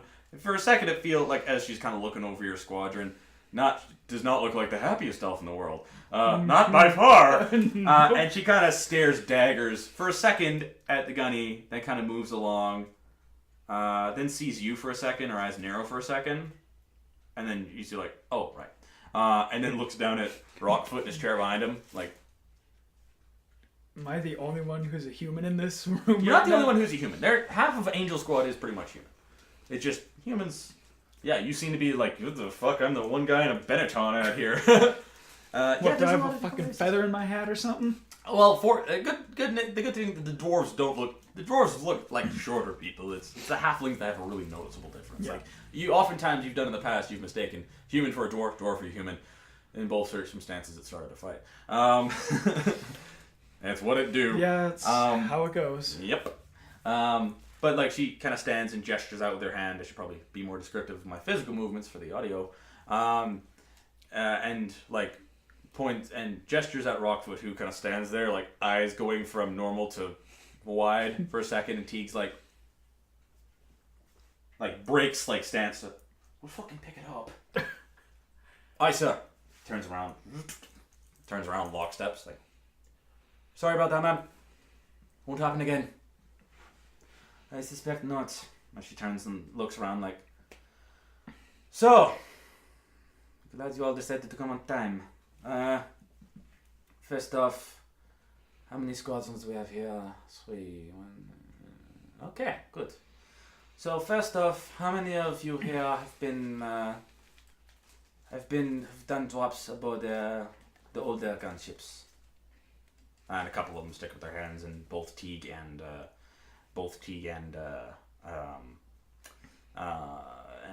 Teshik stick up their hands and such like that. A lot of the newer guys don't. You recall that the gunships had recently been fitted. A lot of them have actually had deployable ball turrets and such like that, and some more spacious crew quarters. Versus the older ones are kind of affectionately named sardine cans because that's basically what they were. Yeah. I thought they were all out of circulation by now. Yes, damn near. You'd be surprised, and she kind of looks around like, okay, good. Well, first off, you've all been called here, obviously. Each one of you have signed Sandy sign-on form. Like, you see she's a little bit like, the first bit she's not sure how to start, but then she kind of gets frustrated at herself. Like, then first off, you're all on board ship Shepard of Fire. We are destroyer heading to the Alpha Persei quadrant on a bit of a special mission. However, it can be dangerous. How many of you have been on the bug hunt before? And pretty much everybody in the room sticks up their hand, with the exception of the commander of Angel Squadron. You notice. Your passive perception is decent, and you're also standing behind him. That's kind of why I'm awarding you details. Mm-hmm. And she kind of looks over for a second, like, very well. Well, this is a bug hunt. And make no mistake, these can get fairly dangerous. First off, myself, I am Lieutenant Colonel Dijon. I will be our LCO for this mission. as well as in temporary command of the ship, as the captain is not feeling too very well. So if you need equipment or anything, just go directly to me and you will get there. Sorry, I just have to look at my notes right after this. First off, we are not going to planets. I ask why you're on the older gunships because that's what we'll be using. We're not doing a drop per se. We are doing interstation transfer. The older ships work much better for this. It'll be an EVA for a very short time. However, it's going to be airlock connected, so we won't need to give you breathing apparatus. We're headed towards a well.This station by the name of Dogstar. 2 words. I'm not sure what's the name of that, but it's not my job. Rumor has it, and we've been given an alarm. The xenomorph alarm has been set from amber to red, and they have lost all communication with the station for the past 48 hours. We were dispatched for as soon as things started going badly. Unfortunately, we gathered what crew we had together and got some new people and points at you, and shipped in whichever, which, by the way, and directs attention directly to you, which you can feel. You can damn near see the sweat on the 2 guys standing next to you's shoulders as she looks over. I can feel it. Oh yeah, and she looks over. You and I will need to have a talk with that. But we are going to go on board the station, clear out any xenomorph infestation that might be there. We have reason to believe that there was a full-blown infestation, so expect eggs, expect drones, Praetorians, possibly a queen. Hopefully not a queen. Yes. What about survivors? I'll get to that. Questions will be for later.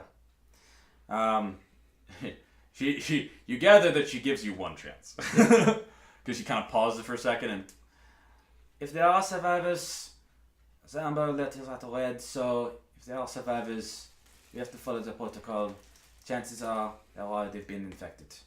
So, as far as head office and head command confirms, and from what limited scans we've done on the station, there is no survivors, at least ones that we can find and see. And if there is any, they will be dead long before we can get there. So, how many of you, like I said, most of you have been on the bug hunt before, but how many of you have very detailed knowledge of the xenomorphs? And he kind of looks around the room. A couple of people stick their hands, Teague included, and weirdly enough, Marco. And a couple of people, all of Banshee Squad, immediately. Yeah. I assume they're raising their hand for everything. She doesn't seem to pay them no heed, as if she's not expecting them to not. Good. Well, I'm going to go over some stuff with the xenomorphs. For those of you who have not been on the bug hunt, and there's lets it suspend for a moment as you see the other guy kind of stand up a little stronger. You hear a very muffled from Teague standing beside you. He seems to be enjoying his rival's pain. She looks back. So, a little bit about their biology. Those of you who fought this before know that if you do, they are tall, on averaging 5 to 7 feet, and are fairly fast. So they can climb on walls to roofs, no problem. They have 2 hands and feet with about 6-inch daggers, which can, under the right circumstances, carve through Durasteel, and a tail which can penetrate most body armor. Not to mention some jaws that can crush most body armor, and skulls, and a double mouth which you don't want to get close for. If you shoot them, most of them spew acidic blood everywhere. You do not want to get that on you. We have no special equipment for that before any of you ask. We are going in without. We did not have the time nor the luxury to get in any specialized hazmat gear, so you'll be going in with standard body armor, standard such. Fortunately, it's a bug hunt, so you only have to haul weapons and ammunition, perhaps some light rations for you. I don't know how long we are going to be there, but I want to make it fast. And you want to make it fast as well. Now, if there is eggs, which I have no doubt there will be, there will also be small facehuggers. These things can jump at you from about 20 feet away and are lightning fast. They also don't have eyes and don't need to see, so just because you cannot see them, They can hear you. They can feel you. We do have some equipment for that. She beckons to one of the members of the squad in front of her, which is like, and kind of reaches onto the ground from him and pulls up and holds up a mask. And it's a small kind of mesh. It appears to be light but strong. It doesn't flex when he holds it, and it looks like it clips onto the bottom parts of your helmet and comms array. This will stop one determined facehugger from hitting you. However, it cannot stop multiple impacts. However, if you need it to save your ass, you get one shot. Don't fuck it up. We don't carry spares. We don't have spares. We are lucky to have this much. So, afterwards in the armory, we will have all of that for you. What else is there? And she looks kind of down at her data pad. You gather she's more of a field officer and less of a briefing. She doesn't do a lot of briefing. She seems to be out of her element. Yeah. There is another aspect to it, as on the ground that the Dog Star is right next to a sister station called the Sirius. They bounce back and forth. The Sirius taking things from the planet to the Dog Star being the spaceport. Sirius has not been compromised. We want to keep it that way. But we have to not have any panic. Right now, the story is that they have lost communication, there is some sort of sickness, we have not set Xenomorph. As far as we are aware, they are not sure. The mother company who owns it, well.This, has been very good about keeping things on the wraps and using the employees carefully. But what we are trying to avoid is panic and people running off station from the Sirius station, as if that happens, there is a huge chance one of them might head to the Dog Star station and break containment. We cannot afford this. If the Shepard Defy will be setting a holding pattern between the two ships, if one of them breaks and passes the holding pattern line, it has been authorized to fire. We are not, as you might have gathered, we are taking this very seriously. This has been the second well.This station in recent memory that has had a xenomorph infestation, and it's one thing to have it on a planet. You can control that. Space stations are a different story. Space stations can move. Space stations have ambulances. They have many ways off, and they are the perfect breeding ground for these things. So we are being very serious and very quiet about this. So when you are in transit, stay off the official channels. The reason you have only been briefed at this point before we are going to do this is to prevent leaks. If any of you are to get on any comms or break containment of any knowledge, give Sirius foreknowledge of what we truly are and what we are truly going to do, or even write it down in your fucking diaries, you'll have me to answer for, and I have no qualms about pushing one or two of you out of an airlock. So, don't fuck with me, is what we're saying. So, as far as squads go, we are going in light. This may be a bug hunt, fortunately. A lot of the Dog Star is straight hallways, spaceports we can clear piece by piece. We can set up central command in the main control hub. It's off to the side separate, we can clear it first. Angel Squad, that's your job. You're going in the command port. I will be following as well. I will not be standing back on the ship, I'll be joining you. I've learned in bug hunts, I've done 6 myself, is that direct command communication is necessary. We do have primary comms and backup comms. I expect all of you to keep all comms open at all times. If one of you gets picked off, which one of you will, I want to know about it and when it happens. And there are a few things for that, but we'll get there. So, to introduce the rest of you, Angel Squad, you'll be going on the command post, you know what you're doing. Coyote Squad, you are going to be going on the hangar. We need to make sure there is no flyable ships that have already left.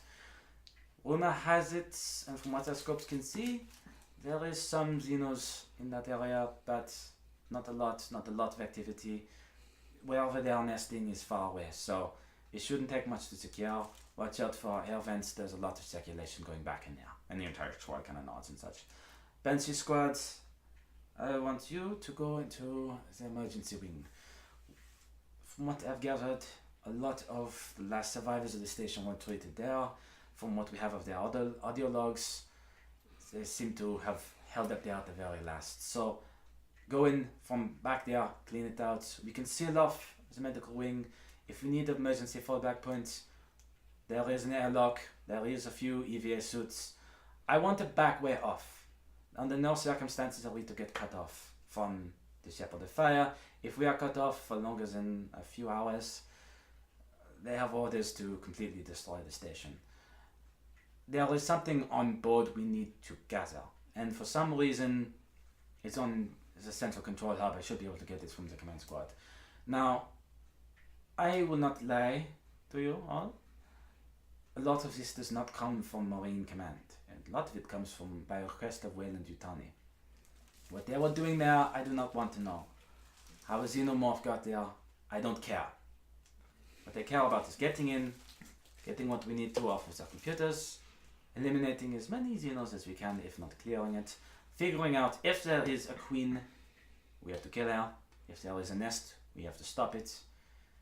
Obviously, we're not going to be able to kill every xenomorph, but if we can kill enough of them in order to send rumor has it on their ship, from what well.This told us, they have some line defenses that should be able to handle the rest. So if we do most of the work, the well.This ship systems can catch up with the rest. So, is everyone clear as to their particular tasks? Coyote Squad, your hangar. Banshee Squad, your medical wing. Angel Squad, your Osmian Command Squad. And Angel Squad kind of stands up a little bit taller. As far as I've been on a few bug hunts, I don't want to hurt your morale, however, I want you realistic. Those of you who have been on bug hunts, or at least very long bug hunts, will know that we do lose people. There will be casualties. People will go down. When this happens, we need everyone to remain calm and professional. I will rely on your SEALs for that. Of all of the bug hunts I've personally gone on, we've lost a few. Only one of them went really badly. I want to not have that happen again. If we can only lose one or two. Now, all of you will have specialized gear and built special issued combat armor, so whatever you have in your bunks, you won't need it. We have specialized such, and she actually kind of walks off to the table inside and turns around with relative ease, picks up and puts sort of shoulders and chest plating of it. You can see there's a few actually wires that lean down to a couple of gloves. In any circumstance, if you're being knocked out, dragged away to the xenomorph hide, separated from your squad, or wake up and find yourself sealed into a wall with spit and goo, you are to press both of your pointer fingers and thumbs together. This will send an electrical system through your suit, which will detonate a small charge. It will kill you faster than they will. So I recommend using it if you find yourself in that situation, when you find yourself in that situation, to some of you. Ideally, if we can be the first bug hunt in history to not take any casualties, let's go for that. However, I'm not unrealistic. Each one of you in your squads do have somebody who has low-level medical kits and medical spells. However, from personal experience, if you are impregnated with one of those chest bursters, there is no magic that can save you. So, from what we've learned, they have a standard incubation time of around 45 minutes after face hugger, so you'll be able to tell and be able to feel this from what I've heard. If one of us ends up sealed up, or we find a survivor who's still alive, sealed up inside of a hive, if we do find a hive, our orders are not to get them down. Even if they are, judgment. And she kind of pauses and judgment call. Chances are they will be impregnated. We leave them there, or we offer them a quick way out. Be humane, but don't be stupid. What else is there? Any questions from any of you? A couple of hands spring up, and she kind of looks over and at Teagues, and actually, it's a space station. So, what sort of is the power situation and life support situation? Are we working in an area that is still generally fine, or do you have to worry about hull integrity, or if the power's out in some different areas and such? From what we've managed to gather, we are able to get into the ship systems somewhat from a distance away. We have our comms crew up on the bridge working on it right now. There is some. We know the life support system is still fine. We know most of the power is still good. And actually in your hangar, it's only partial. So I recommend flares. But through the rest of the ship, it should still be operational. Be prepared for there to not be. And what I've learned, Xenos hate power. and points at the next kind of group of questions and such. And it's actually points at the commander of Angel Squad. There, you stand up and kind of turns, and you get a good view of him. Again, sort of short blonde hair and such, and he kind of seems kind of permanent 5 o'clock shadow. He seems a little upper lippy kind of thing, like the way he holds himself as a poise, and like. So, what can we expect in terms of xenomorph infestation? Are we merely thinking a couple of drones and, like you said, Praetorians, maybe a queen, or are we talking an entire station's worth? Like, do you know what the general populace of the station was beforehand? And she kind of looks at him over and like, well, it's full infestation. There was full capacity is around 2,000. However, it was off season, so there was maybe 300 people on board. So the odds are not horribly stacked against us, which is nice. But when it comes to xenomorphs, expect more, hope for less. Points at another fellow in the back, actually one of the goblin squads who had climbed up and such, and looks up and after we managed to secure the medical wing, what's the next step from that? Will we be waiting for instructions there, or is there a solid meeting rendezvous point? There is an essential ship bay, and as well, it's not too far from the medical base. So, like I said, I want a way out. That is a way off the station. That is our emergency fallback point. The medical bay, however, would be our main. Sorry, the ship bay would be our main fallback point, as well as rendezvous point. It's big. It's open. Motion sensors are as light-based operated. If they get in there, we know it. There was not a few armored places in the ship, so we'll try not to be there for very long. We do have drop ships going in and out if we need them to, but we'll have to be very careful about how we do our ingress and egress. Xenos can be tricky. So, any other questions? Kind of looks around the room. Do you have any? None that come to mind. No, but there'll always be ones that come in afterwards. Okay. Report to the armory, then the mess hall. Dismissed. As like Banshee Squad lock steps up and files out the door, Angel Squad kind of clamber into their feet. Teague like explains the cloak and dagger. Did you get told this was a bug hunt before this, or no? Neither did I. Colonel wanted to see me. I'll catch you guys up. All right, do so. All right, we'll go into the mess hall first. Armory can happen later, but I know about you both fucking starving. So. I'll meet you there. Remember, in front of other rank. Yes, sir. And all the squads seem to funnel out and such like that, and you can see that the commander of Angel Squad kind of like, oh, you go and I'll meet you there. And kind of hangs around a little bit, kind of billing a little and such like that. And Lieutenant Colonel Dujon kind of looks down but looking at her notes and okay. Yes, come on. Ma'am, you wanted to see me? Yes, I did. So we needed an engineer, and you were the nearest one. So thank you for that. What sort of experience have you had with space stations, specifically of well.This, not Seegson? Done a few civvy jobs, but that's about it for WayU. It's just whenever they needed somebody offhand to come in and fix a panel, very basic stuff. Okay. And your signals analysis, so have you had any experience with their comms, anything? From what I can tell, WayU is pretty standardized in their communications, not very much different from here. Probably, depending on what we're dealing with, it could be less encrypted, more encrypted. It all depends on what we're after. Okay. Have you ever at any odd point worked for well.This? Not that I can say. They're usually very... Interesting answer. Not that you can say. Well, WayU has had some very shady things. You and I both know this. Sometimes you see things that you're not supposed to see. And, well, I may have seen back on my home world WayU operatives coming in and taking away specimens. dead bodies of civvies infested. Maybe an egg. Dead bodies mostly. And if their comm systems were encrypted, Private, what level of encryption would you be able to deal with? What I'm looking for is the ability to use the backup comm systems on the ship if completely necessary. You'll be carrying a long-distance radio as your engineer and one of the few people qualified to fix it.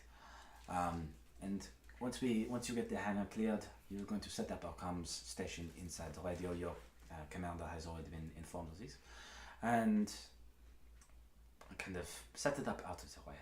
However, if you have experience with encrypted comms, I would have you and your squadron move up to the bridge to rendezvous with myself and Angel Squad, so we can simply hijack off theirs, because their accounts are much better than ours, and if I need to get into those computers, it will no doubt be encrypted. What level have you had experience with? If I can get into their comms channel, no problem. It's just they embed stuff. I'll let you know if I find anything, but that stuff will probably be embedded, heavily encrypted. Not sure if I'd be able to get through, but I can get through most. Okay.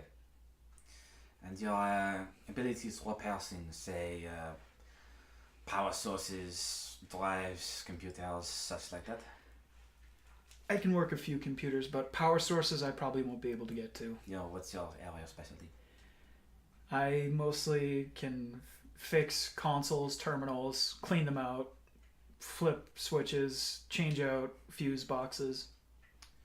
And we picked you up from our backwards planet, no? Mm-hmm. So, when you say you've had experience with the bug hunt, how much have you actually had? And what sort of bugs, I should stipulate? We had a... Remember, Private, no, there is no shame in case you've not had very much. I assure you, most of the people in here, Fancy Squad no exception, their bug hunt is really, they found an egg somewhere. We did find an egg on my homeworld once. It got a personal friend of mine. He was brought in quarantined. Containment broke. We were called in. It does. And we had to contain the area. And we caught it before it could spread, but it still caused the issue. And that's when Wei came in, as at the time the base was still not quite fully marine. It was a converted from Wei, so they still controlled most of it. So they came in. She kind of like, she kind of huffs at that, like, yep. They came in, told everybody to hush up, took everything out. After that, when we're on the drop ships, I will have a bit more of a detailed addition to our briefings, but good. Just to cover something like that, as I believe you're one of the few who's had experience with well.This, as you as well. Sorry, I forget your name. Gunnery Sergeant Persai, ma'am. As he kind of wanders up a little bit, kind of chortles in, like. So you've had experience with well.This as well? Yes, ma'am. I used to work for them a long time ago in Android's assembly division. And are you a synthetic? No, ma'am. No, nothing but real meat here. Damn shame. Make you more safe. So, and you've had some experience with. Oh, you're the only one who's had no experience with Xenomorphs, which is also why I wanted to talk to you about. I'm glad you hung around of your own volition. Sorry, ma'am, but I thought it prudent. I'm not here to ask what you thought. So, I want you to hang back on this one. Not at the ship, but your squad will effectively be turned over to me for this. But ma'am, I'm more than capable of leading this. I've been my squad from day one. I know, but I need immediate snap to, and if you've had no experience with Xenomorphs, it's not as much. Also, why am I explaining my reasoning to you? Apologies, ma'am. Good. And also, point, you've been in the Marines for a bit, but you've been on the backwards planet. Mm-hmm. So remember, rank is important on this ship. Yes, ma'am. Remember the names. Thank you. So, for that, like I said, I will talk to your individual squadrons more, and just pass this message along to your gunnery. We'll talk more to your squadrons on the drop ships. But for now, you are dismissed. You have to do some more talking too. Yes, ma'am. Yes, ma'am. Actually, you go to the bridge. I'll meet you there. I have things to do. So, dismissed. And she kind of like falls back to her data pad and such, and the other guy kind of wanders off. Like, and I just want to quickly follow him. Gunnery Sergeant, sir, may I have a word? Yeah, you might, yes. Don't feel too bad about not having any experience with those. Trust me, I regret having experience with them. Well, it's not the lack of experience that I have troubles with, Private. It's the sheer... And he kind of looks around and like keeps wandering on his way out. The guard kind of on his way back into the hallway towards the mess. You forget the mess and the bridge are not too far apart. So it's the fact that I've been completely, effectively relegated to a back paddle in my own squadron. I shouldn't be sensitive, but there it is. I can see why she's doing it, however, there's a part of me that does not agree, Private. Perhaps if you end up leading your own squadron one day, you'll know what that is. Hopefully not know what that is like. It keeps happening is the only issue. But you're new around here. Yes, sir. Yes. Well, it's good to see you, Miss. Thank you, sir. Yes. Staff Sergeant Persai. PFC Victor Ford. Good. Nice. We don't get too much. And he is human. There's something odd about him, but he is human. Well, then it's we don't get a lot of humans in here. It's nice and jack of all trades. Most of my squadron is dwarfs or halflings, so it's nice to have somebody of average height. And looks around like some average height. Like saying that would be very offensive. Yes, sir. Yes, but but kudos. She's a little intimidating, is she not? I gather you are particularly needed for your engineers. You must have. How did you get on board the ship? If I might not ask. Well, sir, just had like you heard, I had some prior experience, but I was apparently the only one available in the immediate area. Yes, and that tells you how desperate we were for engineers. We couldn't find one on this entire ship. But Corps in desperate need of more. Well, and that's probably why you've got that special tasking, which no doubt was why you got sent to the hangar, so just do us all a favour and don't get yourself killed. Thank you, sir. Worst comes to worst, one of us have to pick up the radio. Which I don't want to do. I've got much beyond things, worst comes to worst.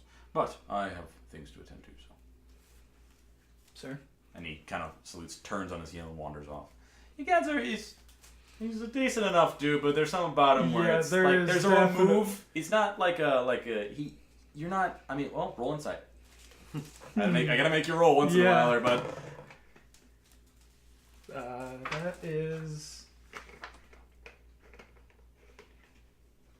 just that'd be a 6. Okay. You're not sure what's up about him.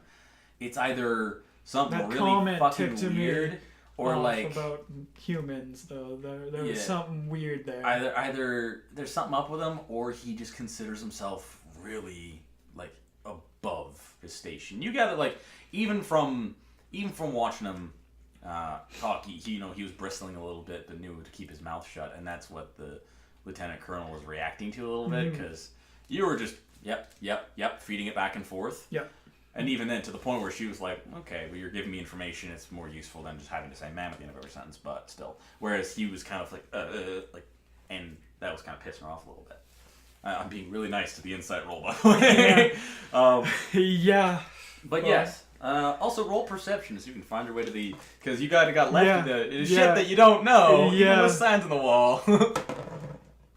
Oh, man, that rolling box is not doing you any favors today. Fuck. That would make it is an 8. There's a lot of hallways. There's a lot of back and forth. Even the signs are like, oh, go that way and that. What the fuck? Like, and even finding like one of the data pads in the wall, one of the bigger ones, almost like you would find in a mall kind of thing. It's still like, what the fuck? Like, there's got to be a fast way to it, but fucked if you know where to go. And Gunny Persai has already walked off. I'll just retrace my step back to the big room. Maybe there's a sign or something there. Okay. You wander your way back and into the big open space, and there's a few, like, it points to the mess down the hallway where you just, like, came from. It's not specific. It's like, for fuck's sakes, this, you gather that it's designed for, like, the ship's personnel and such like that, where it's like, okay, go to this wing, this wing, this wing. Not like, take a left, take a right, or simple arrows. Yeah. It's almost intentionally designed confusing, but it's like, you're like, it's the Marines, it was accidental, and they're rolling with it. Okay. But yeah, you can... Is there anybody around in this room? Perception check, please. Fuck me. Man, you need to not roll in that. Yeah. That thing is fucked, dude. Like, I've seen single digits coming out of you so far. That's... So yeah, that is just another... I don't apologize, the dice. Yeah, that's the 7 there. Okay. There's a lot of, like, naval personnel that are bouncing back and forth, a couple of Marines and such like that. There's people milling through. You're just not sure, like, you see some people turning, going down hallway. It's like, you figure you've got to stop and ask somebody. Yeah. So I'll just quickly interject myself. Walk up to the nearest... to the nearest not busy person or who isn't, like, fucking zooming Run by. back and forth. Yeah. Actually, the one not busy person around you is the guard that was kind of waved you into your briefing room beforehand, standing by the briefing door, and he looks over to you as you walk up, like, yeah, I can help you. PFC Victor Ford. I got Sergeant Sacramento.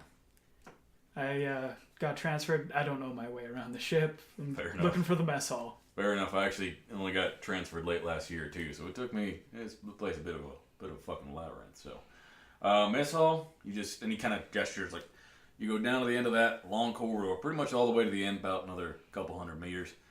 You take a right, and you'll see a couple of sets of stairs. It's just straight up the middle, and just follow the sound of plates. It's not too far from here. It's they could just put era, but you know how the Marines work. Thank you, sir. No worries. You have a good one. So try not to eat all the fucking pie. Christ, every time I get off shift, I'm fucking pie. As you're just mumbling angrily about the pie as you wander off. Nice touch with Sacramento and the accent. Yep.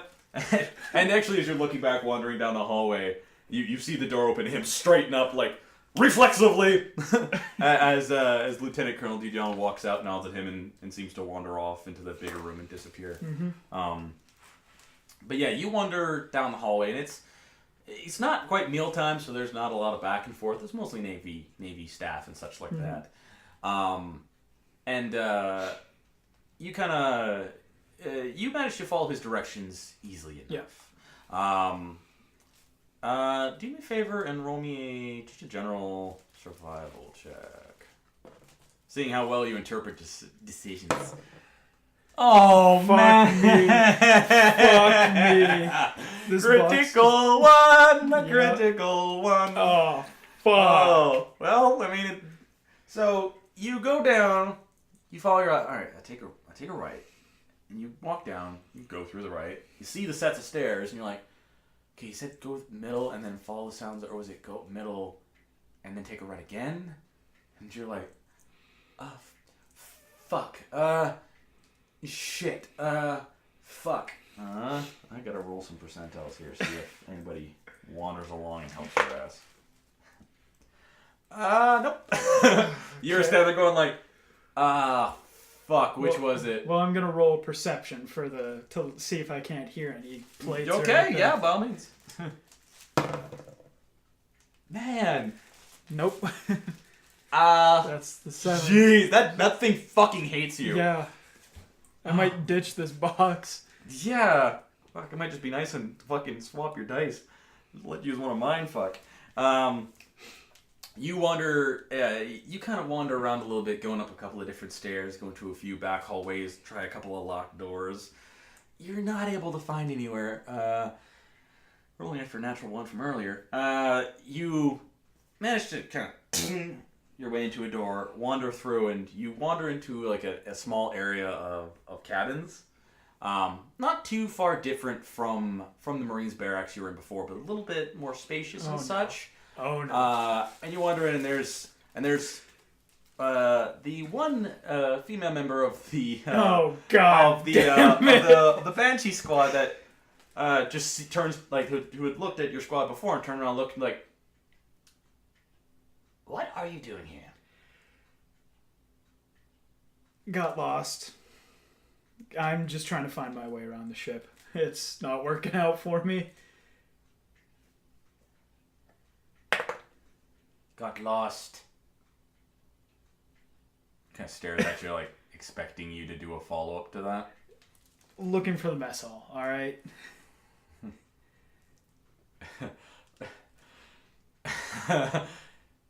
She kind of stares at you for a second and. I'll be nice. So, turn around, straight back that way, and keep going. Okay. And eventually, you'll have fucked off. Right. Well, you can have this, and I just hand her the handle and walk away. You don't hear anything wandering out, but you're like... You're... And as I walk away, just... You fucker. Yeah, that's smart. She's natural ones, man. Yeah, so hey, I played off. That's yeah, fair enough. You wander on back down the hallway, and off you fuck. But it doesn't help you navigate. By the way, she was pulling rank on you, and you completely... So you wander on back, and you're just in this maze of corridors, this access. It's a fucking nightmare. There's not a lot of people wandering around. Like, you can hear them, but you can't see anybody wandering around. Then you round a corner and roll me a dexterity saving throw, please. Oh no. Plus the... Dexterity, oh yeah, it should have something for saving throws. If you're proficient in it or not. Yeah, it's a +3. So? That's, Total number? 12. Okay, not bad. You round a corner and immediately run into a big strapping, you gather from the gray uniform, some sort of Navy personnel, rather tall human. You bounce into each other, but you don't fucking eat shit all over the hallway. Mm-hmm. Fortunately, he managed to catch his balance a little bit and like, hi. I didn't see you there. Nor did I. My supreme apologies. Is there anything I can help you with? Take me to the mess hall. Please. That I can do. You're new here, I gather? Yeah, just transferred in. I can see from the general... hell of a day here. Perplexed look on your face and sweatiness and... Yes, yeah, no, that's fair enough. Alright, well, come with me. And he seems to be, like, he's rather tall human, kind of longish hair tied back into a ponytail at the back of his head. His movements are a little, like, stiff and straightforward, and he doesn't need to blink a lot.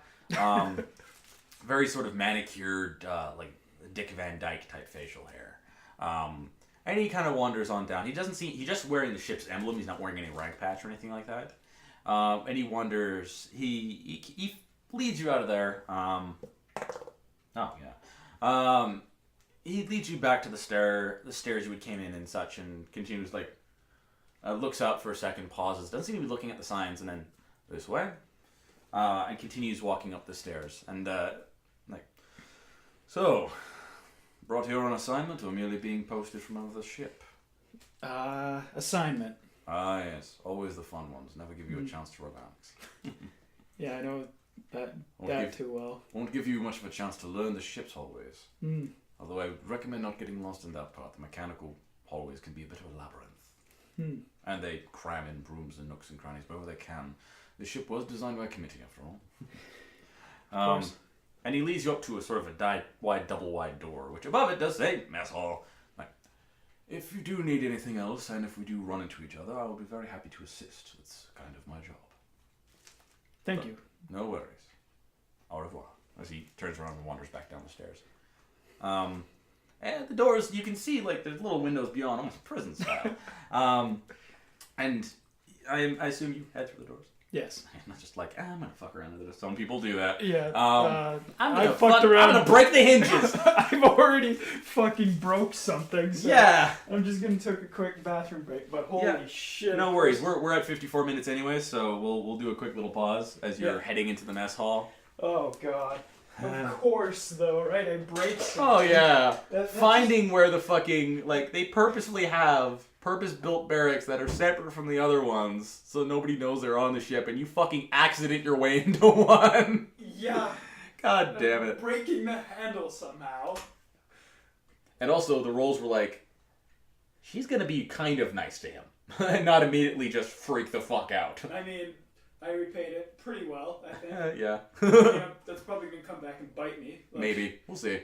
Chances are she'll give me the handle or something later. Yeah.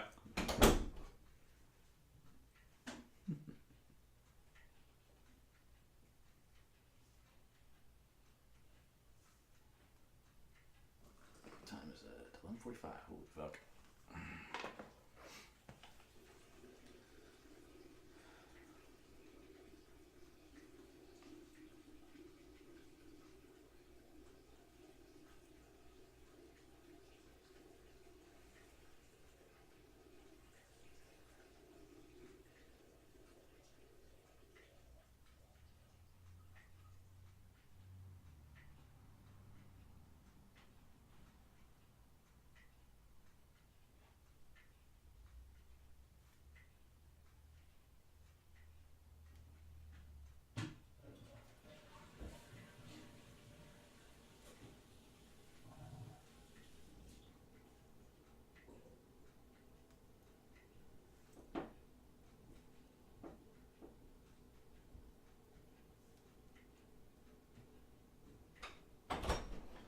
And to be fair, I was just rolling with the nat 1 of me not noticing the rank or anything. Oh yeah, no, absolutely.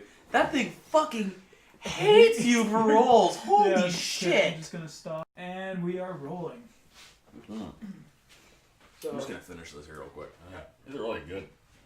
Yeah, those things are awesome. Mm-hmm. Very fruity. Yeah. Almost too sweet, but not quite. So just let me run the stopwatch here. Yeah. Good fucking god. Fucking hell, man. Jesus. Alright. So, coming back from our break, you had run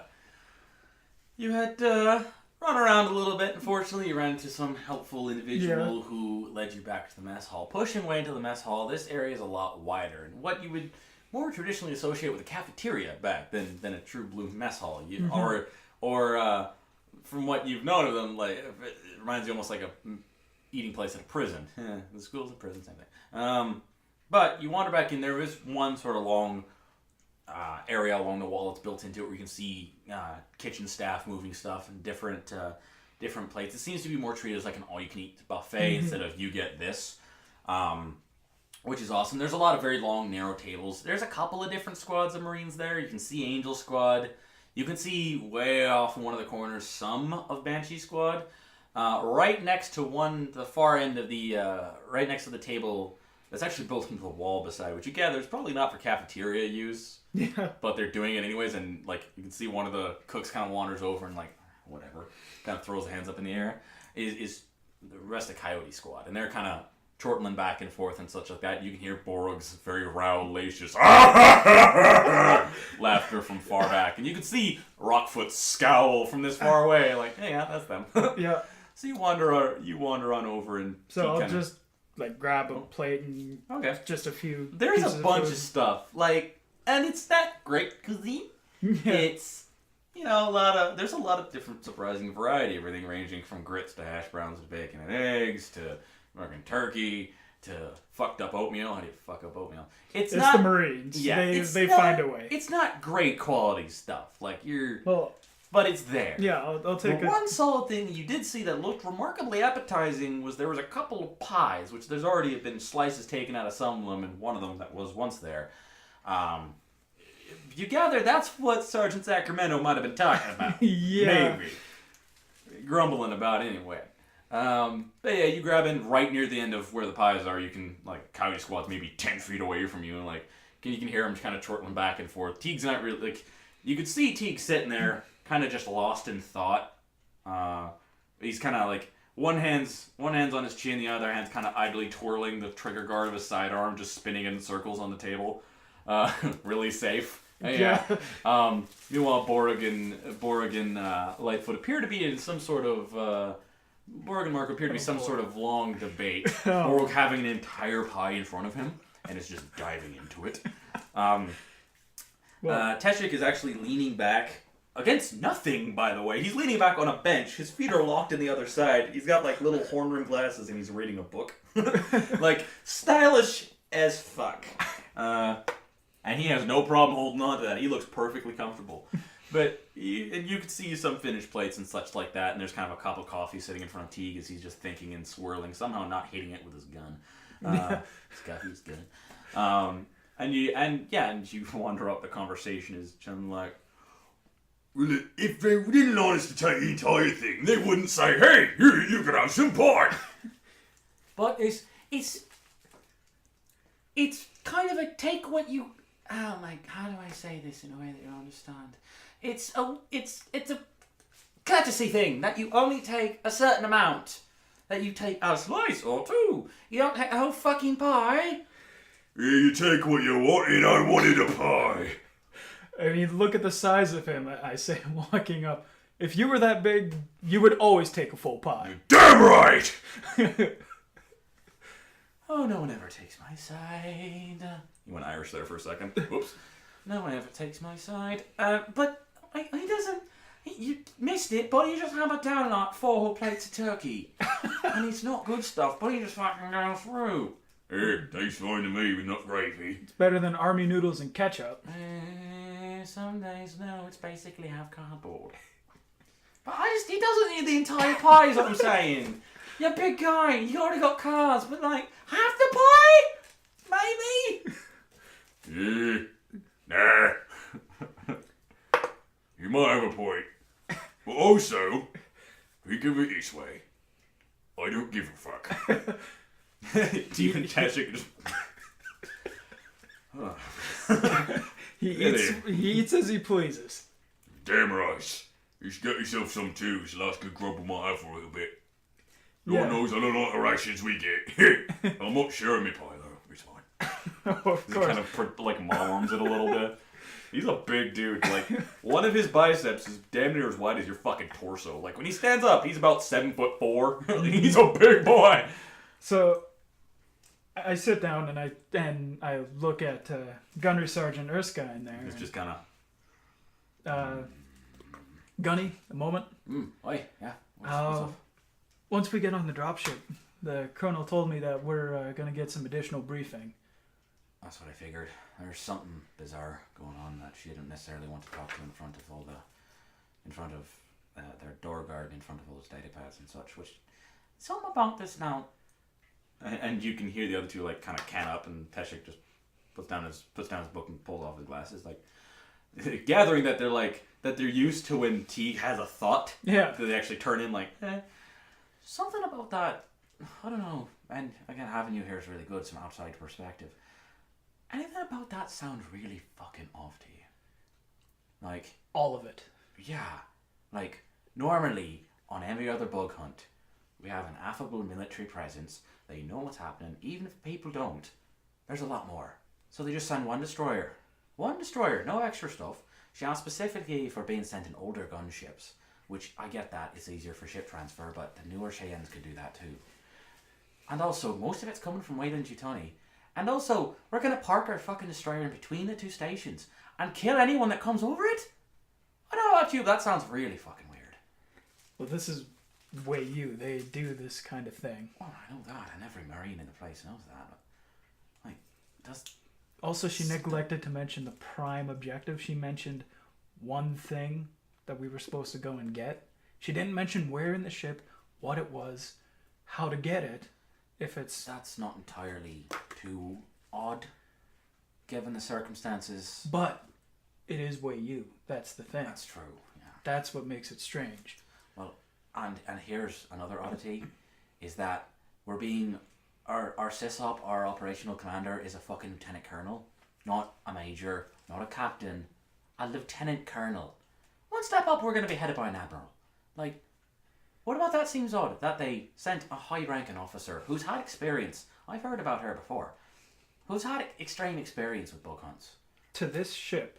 To this particular ship. And also, she said she'd have temporary command. Yeah, I heard that. What about that is odd. Something strikes me as odd. And the fact that she was so blasé with telling that a lot of it comes from well.This tells us that something tells me we might have a completely different briefing waiting once we get aboard those dropships. My guess, and he kind of looks around and such, is that we probably weren't being told everything because someone would let to know of whatever intentions or whatever actually supposed to be there to do one, in that room. I don't know who or what, probably the data pads. If it's well.This, they've probably got that kind of software. But it did feel like we were being given lip service. I don't know, and that's bothering me. Now, I don't know. There are several things I don't like. Bug hunts, not knowing. And you know what I don't like most of all? Not knowing what I'm getting into when it comes to a bug hunt. Not at all. I don't like this. Not one bit. I suggest bringing more ammo. You're going to like this, though. So far, I hope so, because so far this day's been a bag of ashes. The Sergeant Parasai has been pretty much shit-canned, and Lieutenant Colonel's taken over Angel Squad. She's taking personal command, field command, and taking squad command. Of this field command's mission. not completely out of break, but personal command of the squadron. So we just get shoved back and he's a buck private. Oh, what a face! Oh, he deserves that. Oh, one half I feel bad for the fella, but you know what? He's clearly just going through this part as a way to work his way up and be a useless fucking pencil pushing officer somewhere at a TSA desk authority. I feel bad for him if he wasn't such a recalcitrant piece of shit. So, good. And you know what? The fact that she's willing to come into the ship directly with us and not sis up it on the bridge says a lot. So, her I don't have much doubts with. It's more the reasoning behind it. But, silver lining, we don't have to worry about his ass fucking the whole place up. Because that's a big worry. I was going on a bug hunt with that fella. No. Last time I was on an up with that fella, where were we on and up with that fella, Tashik? They were hunting down some insurrectionists, and jog my memory. They were instructed to go and get. You're looking at me, Tig, like you already know the story, but you're just waiting for me to do it. Oh, I am. You do it so much better. Well, they were supposed to go and capture this supply drop outpost.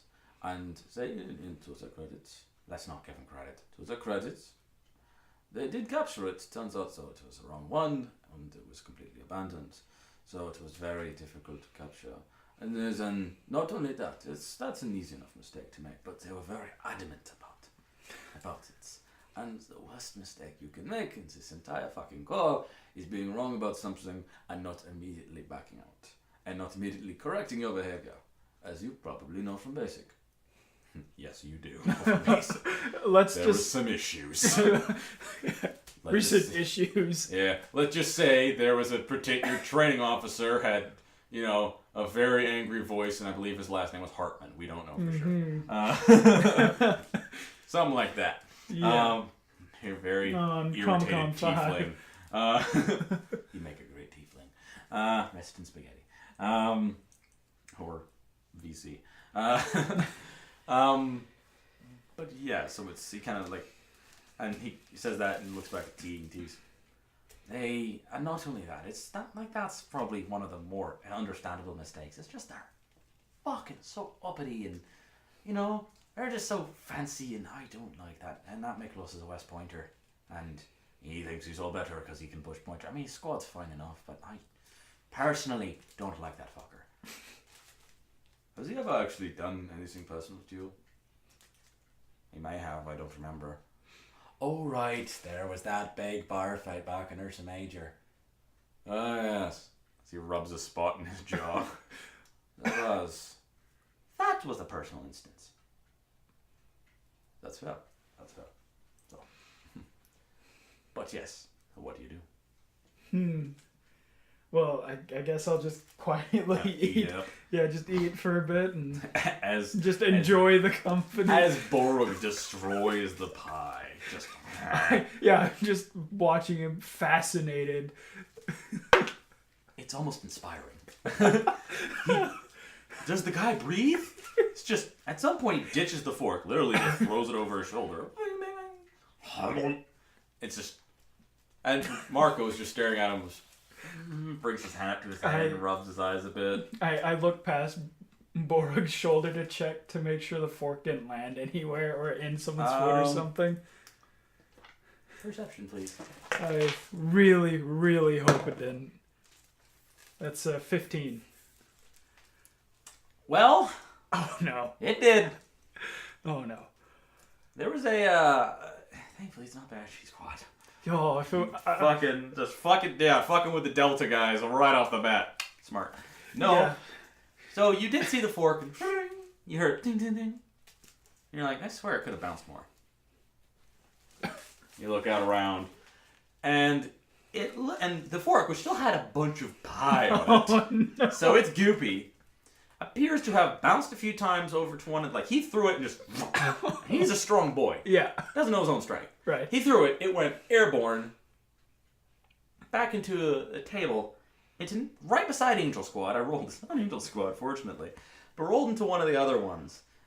And there's a couple of like kind of taller half orc and orcish, and there's a Duergar, which is like a dark dwarf type thing, sitting there. It looks like they were a squad of some sorts, tattooed off the get-go.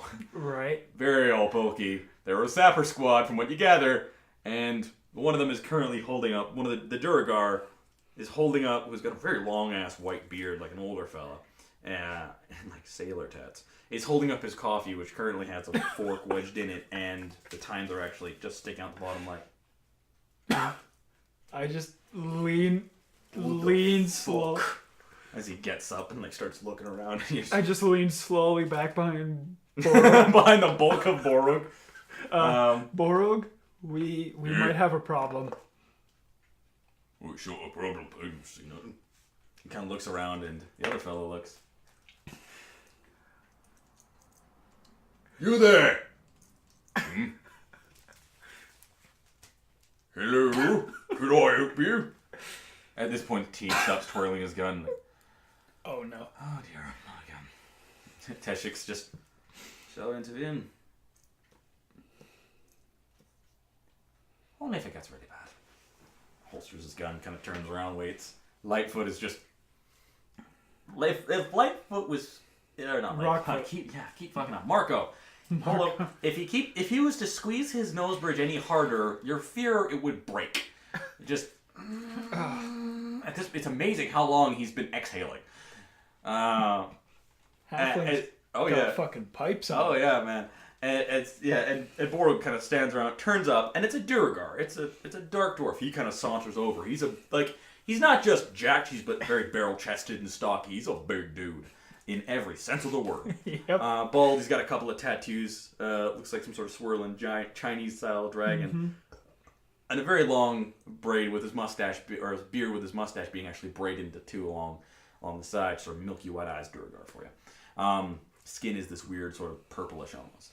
And he doesn't wait on ceremony, he just stomps on over, and Borog stands up, all 7'4" of him, towering above this maybe 3'8" Duergar. Like, can I help you? Yeah. Is this your fucking fork?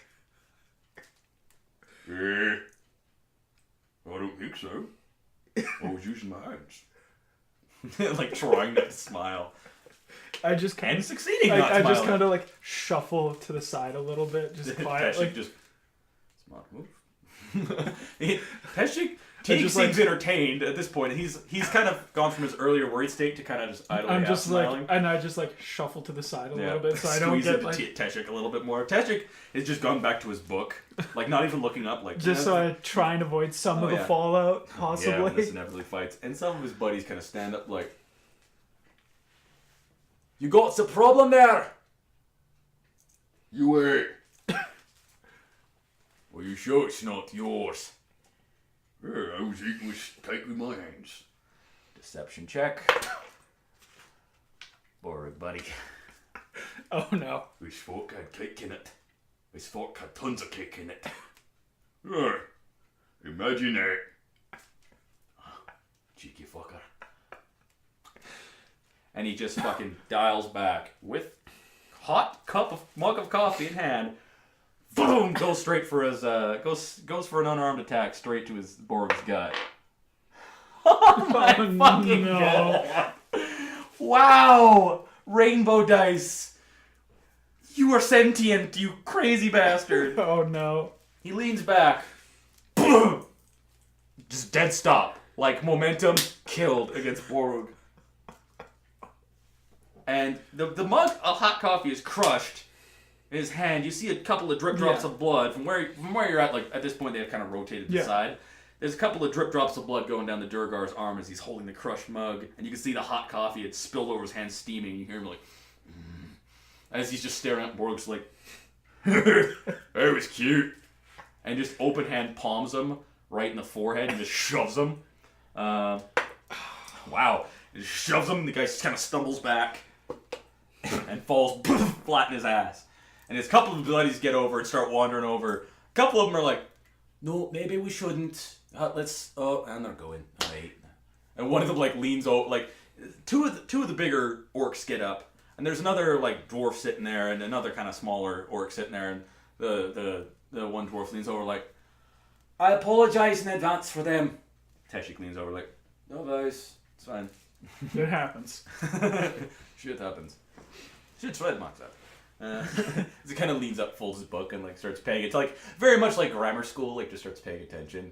Slight smile on his lips, like, ooh, this is kind of interesting.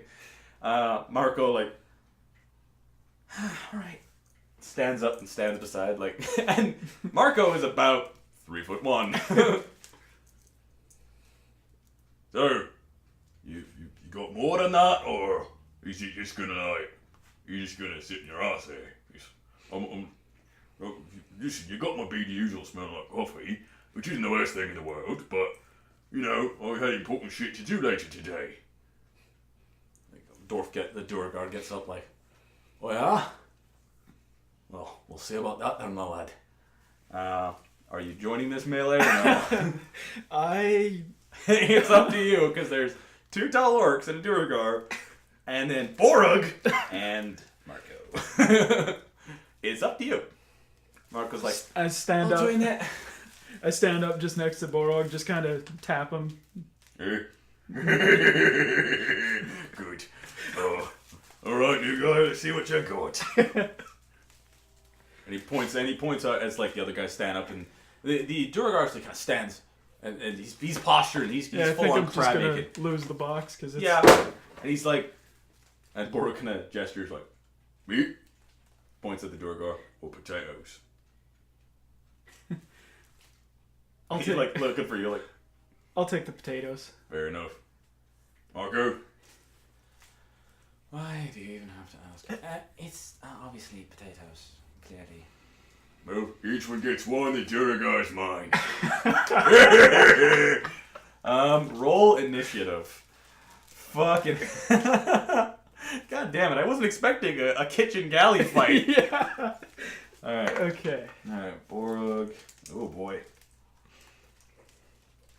So if the 6 is near the dot is near the circle part, it's 6, right? Yes. Okay. Yes. Yeah, that is a 6. Okay, so just give me 1 second here. Yep. Galley fight. All right. Yeah, man. Oh, bud.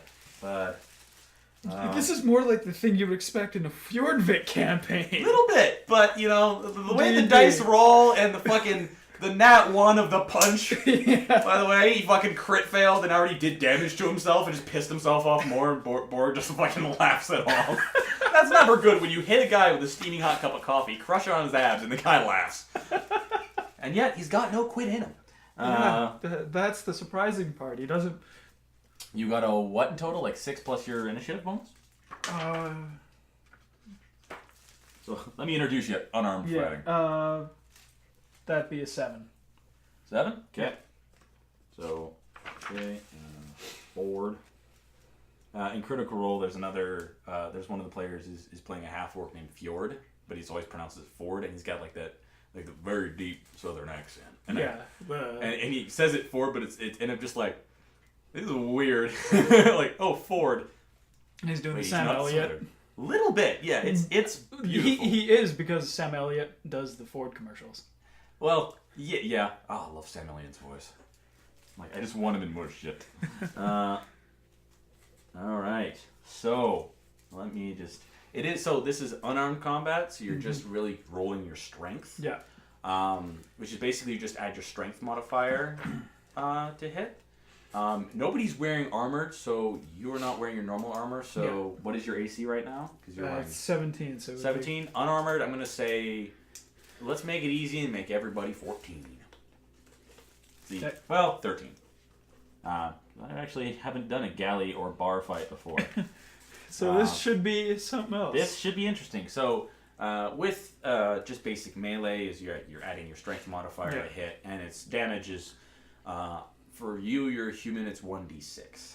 1d6, I'd say, just flat melee. Because you're not lethal, you're just trying to beat a guy to the ground. If you crit hit, that might do some stuff. So just give me 1 second. I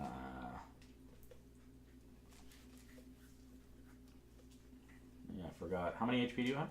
I have 49. Forgot how squishy Marco was. Oh no. No, we'll see. All right, so top of the round, and all this happens with combat. It happens, generally speaking, combat round is 6 seconds for the whole rotation. So Borg wanders up and just fucking throws a haymaker at the Duragar, and lands it. Oh boy! And he is an orc, so he actually gets a bit more. Actually, no, right? He does just a standard D6, right? They don't do that. Oh god. Adding his modifier. He hits the Duragar. He hits hard. The Duragar.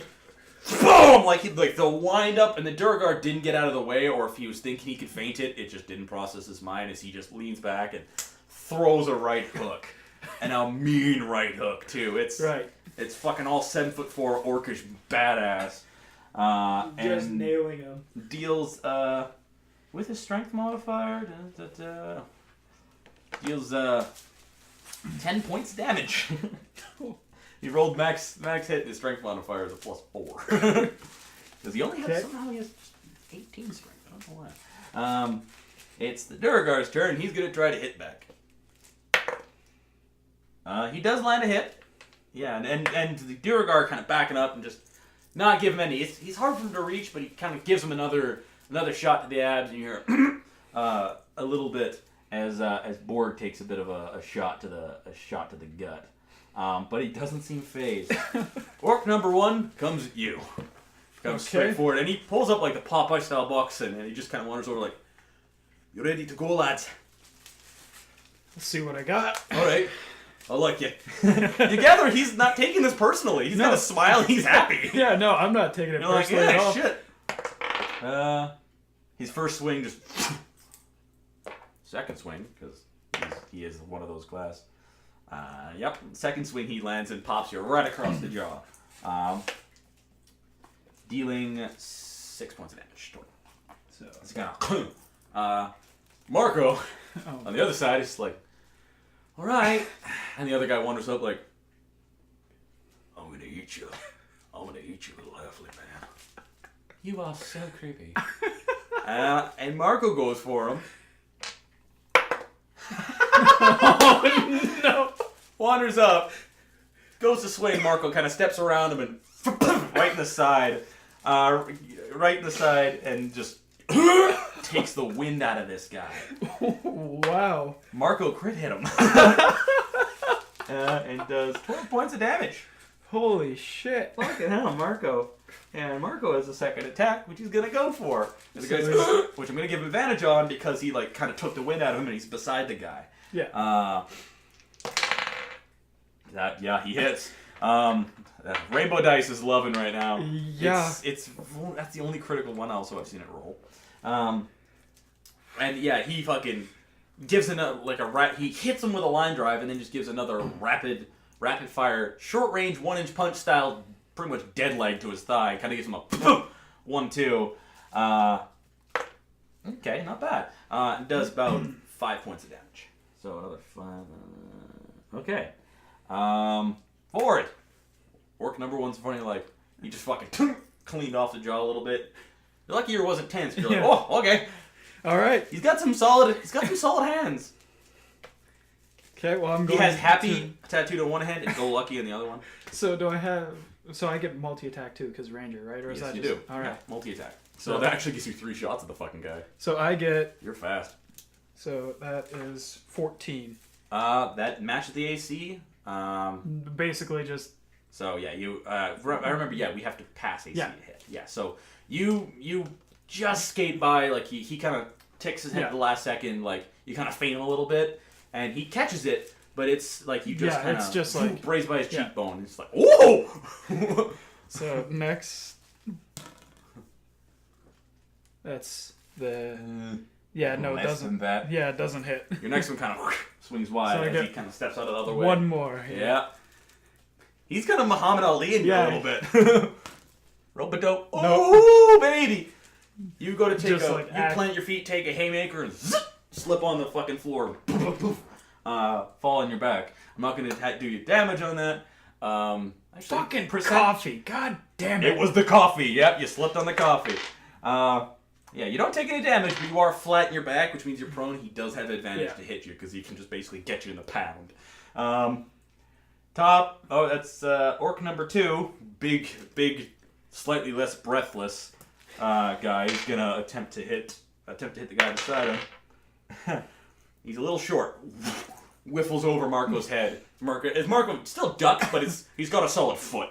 Like, it doesn't matter. Top of the round, Borug is gonna walk forward and once more just give this guy. He kind of feints him a little bit, goes for a right and then gives him a straight left.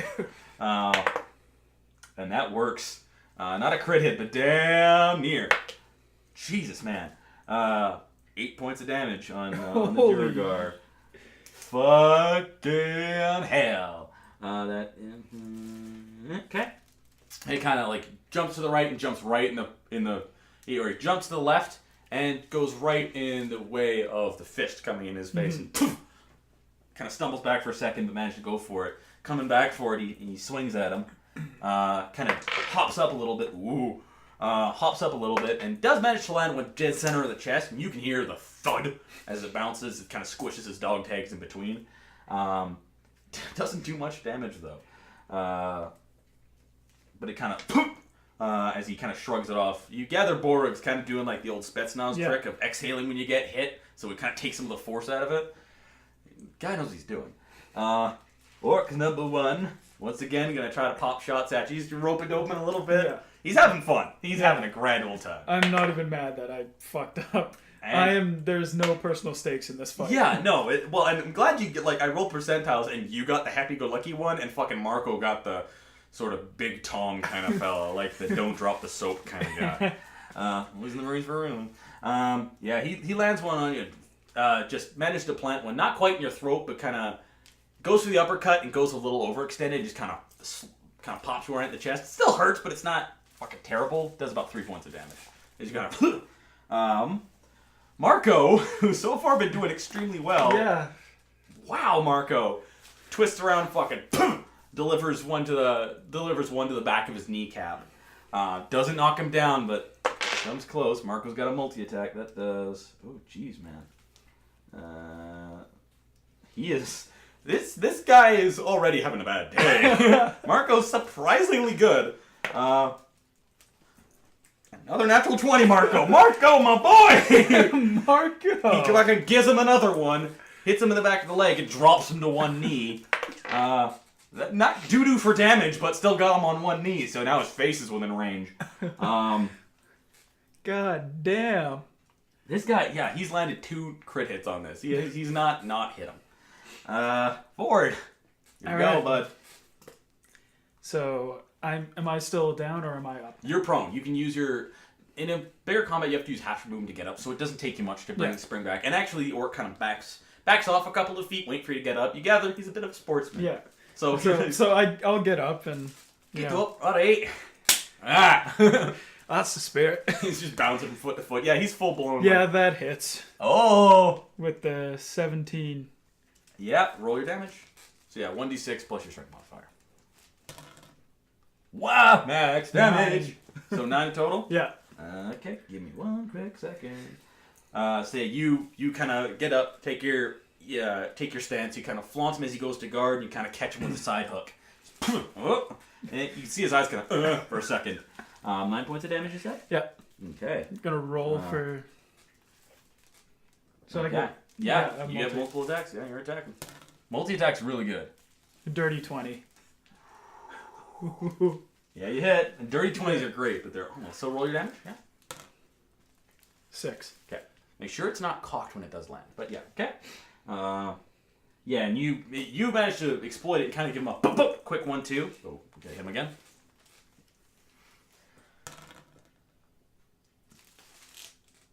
That's a 9. Okay. Roll on this book, please. Okay. I was gonna say you get a bit more of a flat surface out of it. It's just easier to see. So do you want me to re-roll that then? Or? You can if you want. Since you messed him anyways, I'll be nice. I'll re-roll it. Oh, it goes off anyway. I'll count it. 17. So what's your modifier? Dirty 20. Yeah. Yeah, roll your damage. You kind of give him a quick 1, 2, 3. Just a 4 damage. Just a 4. Still, you give him a quick 1, 2, 3, and it seems to have kind of caught him off kilter a little bit. Sorry, just give me one quick second here. There we go. Okay, yeah, it seems to have caught him off his kilter. So now bit. I'm bouncing. Yeah, now you're bouncing. He's like, little sprig of blood coming down. Like, all right. He and I are both just having a good time. Yeah, you guys are having a good time. Borg is having fun, just like fucking. Just plugging this guy, and Marco is Assassin's Creeding a motherfucker. For us, we're just like having a good like little sparring match. You can see on the corner of your eye, like Teague just leaned back, sipping coffee. Teshik is just like, ooh, yeah, this, ooh, yeah, Marco just doing the giving him the Angel squad, and you can see some, and the others of whatever squad has come up to you is just like they're back in their meals and just they're like, this is embarrassing. Banshee squad is kind of watching. You can see some of them kind of chuckling, some of them kind of looking on. You caught their attention. So it is you just went right. Yeah. Yeah. So orc number 2 is gonna Big Tom as he's called is gonna try to go for Marco, and does hit. He kind of turns and feeds him an elbow, which does kind of hit on the side of the skull, but, you know, oh, Jesus. Doesn't do great for damage, though. Let's see. Yeah, kind of, top of the round, Borg. What's he got? Is gonna, yeah, oh boy, stomps fucking, kind of catches him, just thumps him right in the chest, he's trying to knock the wind out of this guy. He's just playing with him. Yeah. God damn, man. 9 points of damage. Holy fuck. This guy is starting to look less good. Like, he seemed like, before. Now his eyebrows are less furrowed. He's kind of, like, he just keeps getting hit. This guy's going to keep trying to fight back. What is... Good shot. He kind of takes that in stride and jumps up, throws, and catches Borg right in the chin. It's kind of... He did crit hit him. A lot of crits going on. Okay. So, 12 points of damage on Borg, which does shit all to his overall health. This guy's a lot of health. Yeah. Borg. Last thing you want to hear an orc say. Yeah. It's just... Speaking of, orc number 1. Bouncing back and forth. He and I are... He's gonna go for it. Yeah. You got more chances to hit him, but he's been pretty good at hitting you. So he kind of drops back and he kind of like leans his weight back and snapshots you. You recognize it's an old Navy move as it connects. Yeah. Ooh, does 8 points of damage. He's got a pretty good strength modifier in that one. This guy's strong. Like he's fast and strong too. Like lightning. Marco is gonna keep fucking feeding this guy. Jesus, man. And he gets it, takes the elbow, and just fucking haymakers this guy. Actually managed to catch him in the side of the jawline, as he's now kind of down to his level. Okay, not bad. And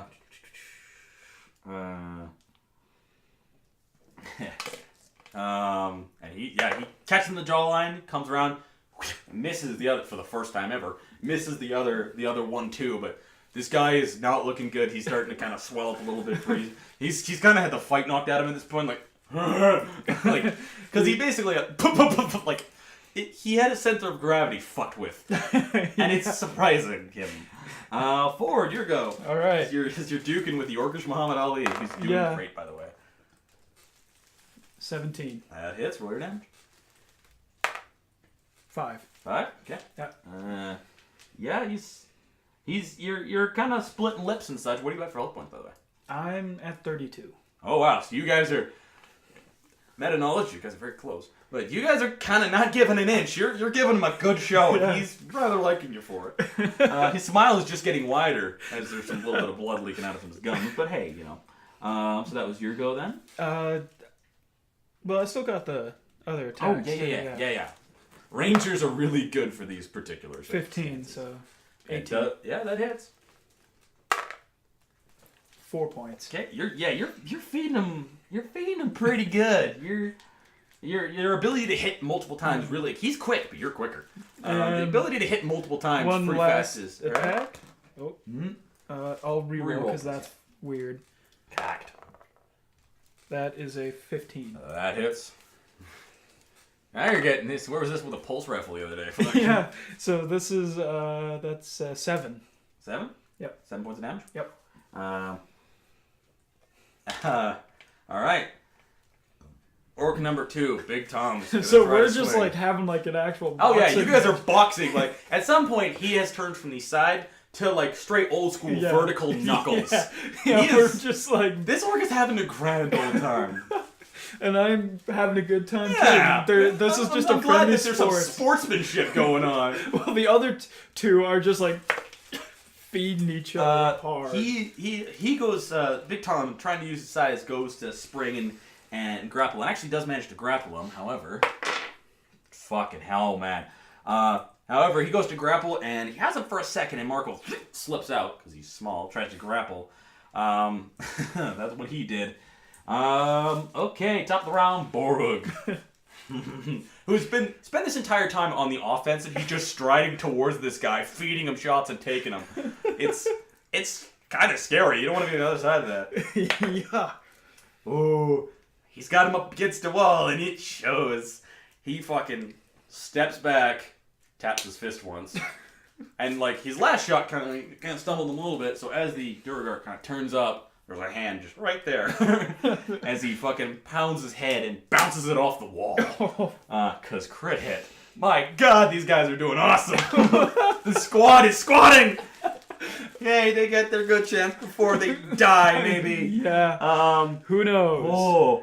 We're all gonna end up in the infirmary before the mission. I mean, well, maybe. Jesus, that is 10 double. He rolled max damage on that too. So it's 10 doubled. He does 20 points of damage with that, which makes sense. Oh my God. And you can see there's a little bit of blood in the back of the wall, and it's his face just and this like sort of deep black blood like just starts pouring down the front of his uniform. The entire time, Borg is just laughing. Meanwhile, me and the other guy are still dancing, but I'm just like, I'm just like pointing, and he's like.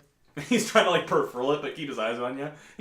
I'm just like, okay, well, we'll get to your turn. Orc number 1 sees this as you're doing it, and like, he's fine. All right. And then we just another one. Yeah. Then we just. Then we're just like, all right. So far, it's been. Yeah, he hits you. Yep, of course. Ooh, 22 to hit. Ooh, and max damage. Yikes. He does 9 points of damage. As he kind of gives you a quick and like, all right, no, he's fine. Like, okay, fair enough. Oh yeah, you guys are not giving an inch to each other. That's awesome. You're just battling to a standstill. Whoever, we don't even know the stipulation, man. We're just going. No, it just became like unspoken sportsmanship. But that's work number 1. Marco's got to go. Marco, my boy. Fucking gens. They shit on you, but little do they know. He jumps up. I'm going to give it to him. Actually, I'm going to roll some percentiles here real quick. Oh my God.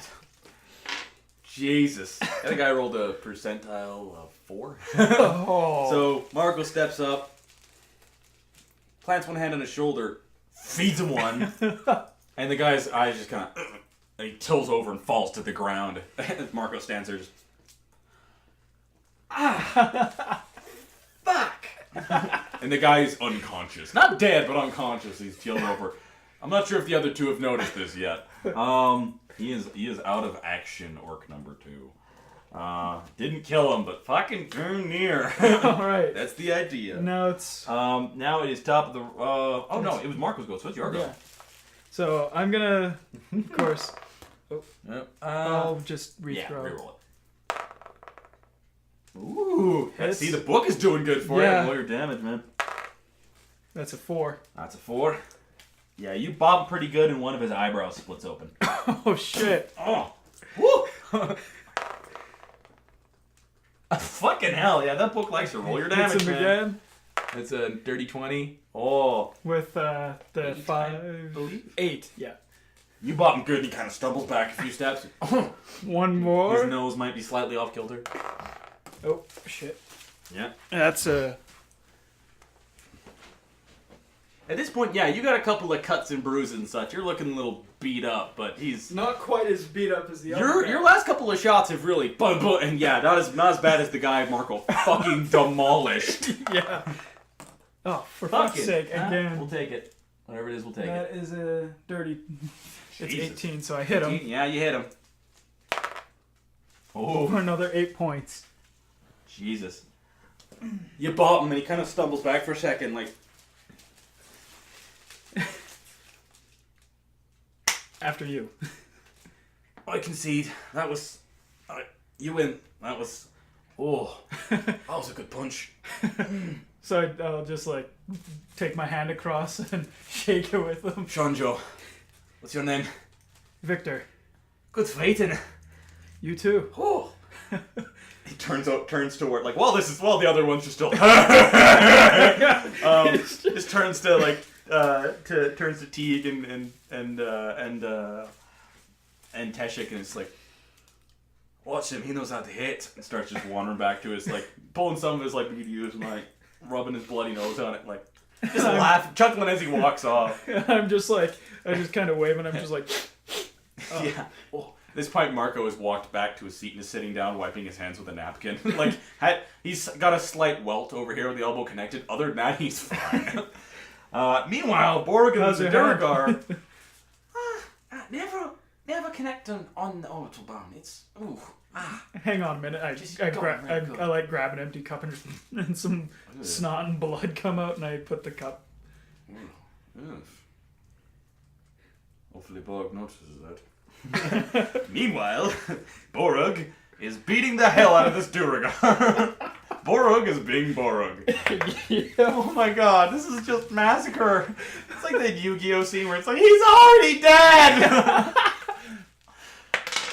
Ooh. Oh no. Borg takes one and just fucking quick ones, and he bounces his head against the back of the wall, and the guy just slumps against the wall. And thumps over the floorboard. Hey, he's done. Turns around, sits back down, starts eating more of his pie. Not even wiping off his fingers. And you snotted your nose into a cup, which happened to be about half full of water that Borg was drinking. Roy takes a look at it. He downs it.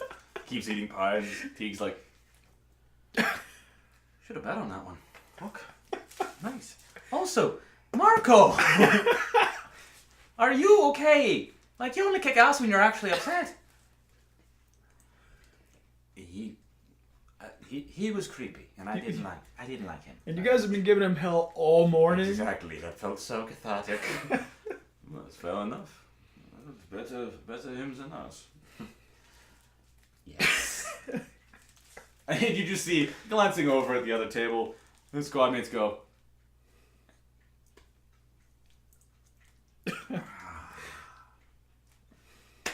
gets up, they start walking over to them.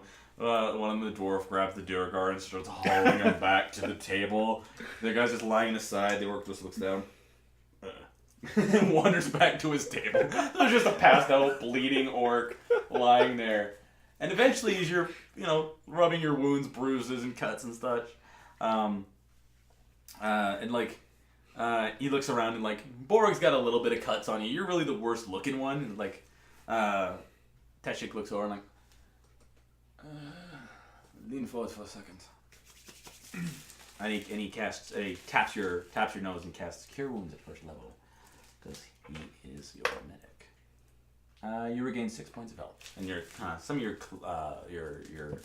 cuts and claws and such, or your scratches and cuts and bruises kind of heal up a little bit, and and you feel a little bit less dazed and better. I'm not giving you any more. Oh. Besides, yours actually looked entertaining. Borog's was just what happens when Borog normally fights. Marco's was... Good lord. My god. But yeah, yours, it's nice, but at least you got the sportsman one. At this point, you guys have finished up your meal at this point in time. What do you do? At this point, they're even closing up the cafeteria. They're like, "We're closing for supper. Fuck off." Yeah. So he's nice. I'll just kind of follow the squad, I guess. Okay. Just I don't want to get lost again. T gets up and well, if that's all, we better get out of here before the commander hears about this. I suspect she'll probably not be happy with us. Thank goodness it was an angel squad. Wow, damn shame it was an angel squad. But we better get down to the armory. And begins kind of leading you along. This time, you're staying with the pack, aren't you? Yes. Although, admittedly, last time was not really your fault. So you begin wandering through the corridors, following Teague and such, and Borog is in a very happy mood. Even Marco doesn't want to ruin it. He doesn't want to say something stupid and ruin the cool thing he just did, so he's just kind of even Teshik's weirdly entertained. Generally morale's going decently well, because you guys fucking dummied those guys. Seriously, good lord. Fucking Marco. Don't fuck with Marco. Jesus. Jeez. You just Jason Bourne the shit out of that guy. Should be called fucking Rock Hand. God damn. Oh yeah. It's small. He's so small but deadly. But for efficiency's sake, you guys had wandered through the many narrow corridors and such. And there's a couple of access points you got to pass through, and T kind of it kind of flashes his shit and wanders on through. And finally, you come to the armory, which is behind a giant steel bulkhead door. There's two guards I'm through. I'm on. And slides open, and you wander on in. It's a pretty low room, very nicely air conditioned. There is, holy shit, it's like Christmas. There's one wall that's just different plasma rifles and sidearms, ammunition. There's boxes of ammunition in the center of the room, explosives, you name it. You all individually have your own weapons and sidearms and such. However, ammunition is a big thing. Plus, if you ever find yourself wanting something else, this is what we like to call a marine depot. This will be an area in this particular campaign, if you do manage to make your way back to the ship. This might be the only time you see it, that might not. D&D's weird like that. It's there where you can replenish all of your shit to full capacity. And also, if you ask the purveyor, they might have more stuff. You don't know. You wander on in, and there's a rather short, lizard-looking fellow. You're not exactly sure what the hell he is. He's kind of snake-like a little bit. He's wearing marine fatigues, and he's fairly decently high rank. He outranks the gunny by fairways, but he's still fairways below lieutenant colonel. But he seems to be kind of running the place, and he has a couple of smaller assistants and technicians and stuff, and he's kind of going back and forth and no, don't move that. No, move that across. Dumb shit, move that. That's grenades, don't drop that. I'm surrounded by idiots. Yes, Gunari, what can I do for you and your squad? And he walks out we just need full loadouts and kits and such, and if you got any other, do you have any specialized, you mentioned you have specialized stuff, and Lieutenant Colonel did say if we had any needs, we could just page her, so I suspect that anything you want out of here is just going to be out of here instantly. Yeah. I'm right here, you know. I know, sir. No. I appreciate it, sir. Just a basic engineering kit, sir. Very well. Now, Give me a few seconds to locate engineer. Plasma torch. Oh, the like. Alright. And he kind of turns around and he's just... Ooh, almost forgot me serious in that one. And he wanders around for a little bit. And at this point in time, you're watching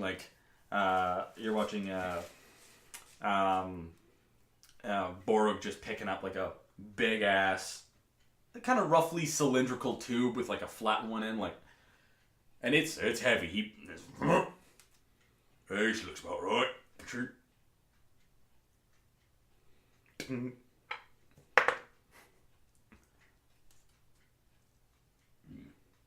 Hey, Marco. Oh no! Hey, Catch. throws it at him. No! Marco, strength saving throw. No! No! Oh. Hits him in the face, knocks him over. Boom! Teague just...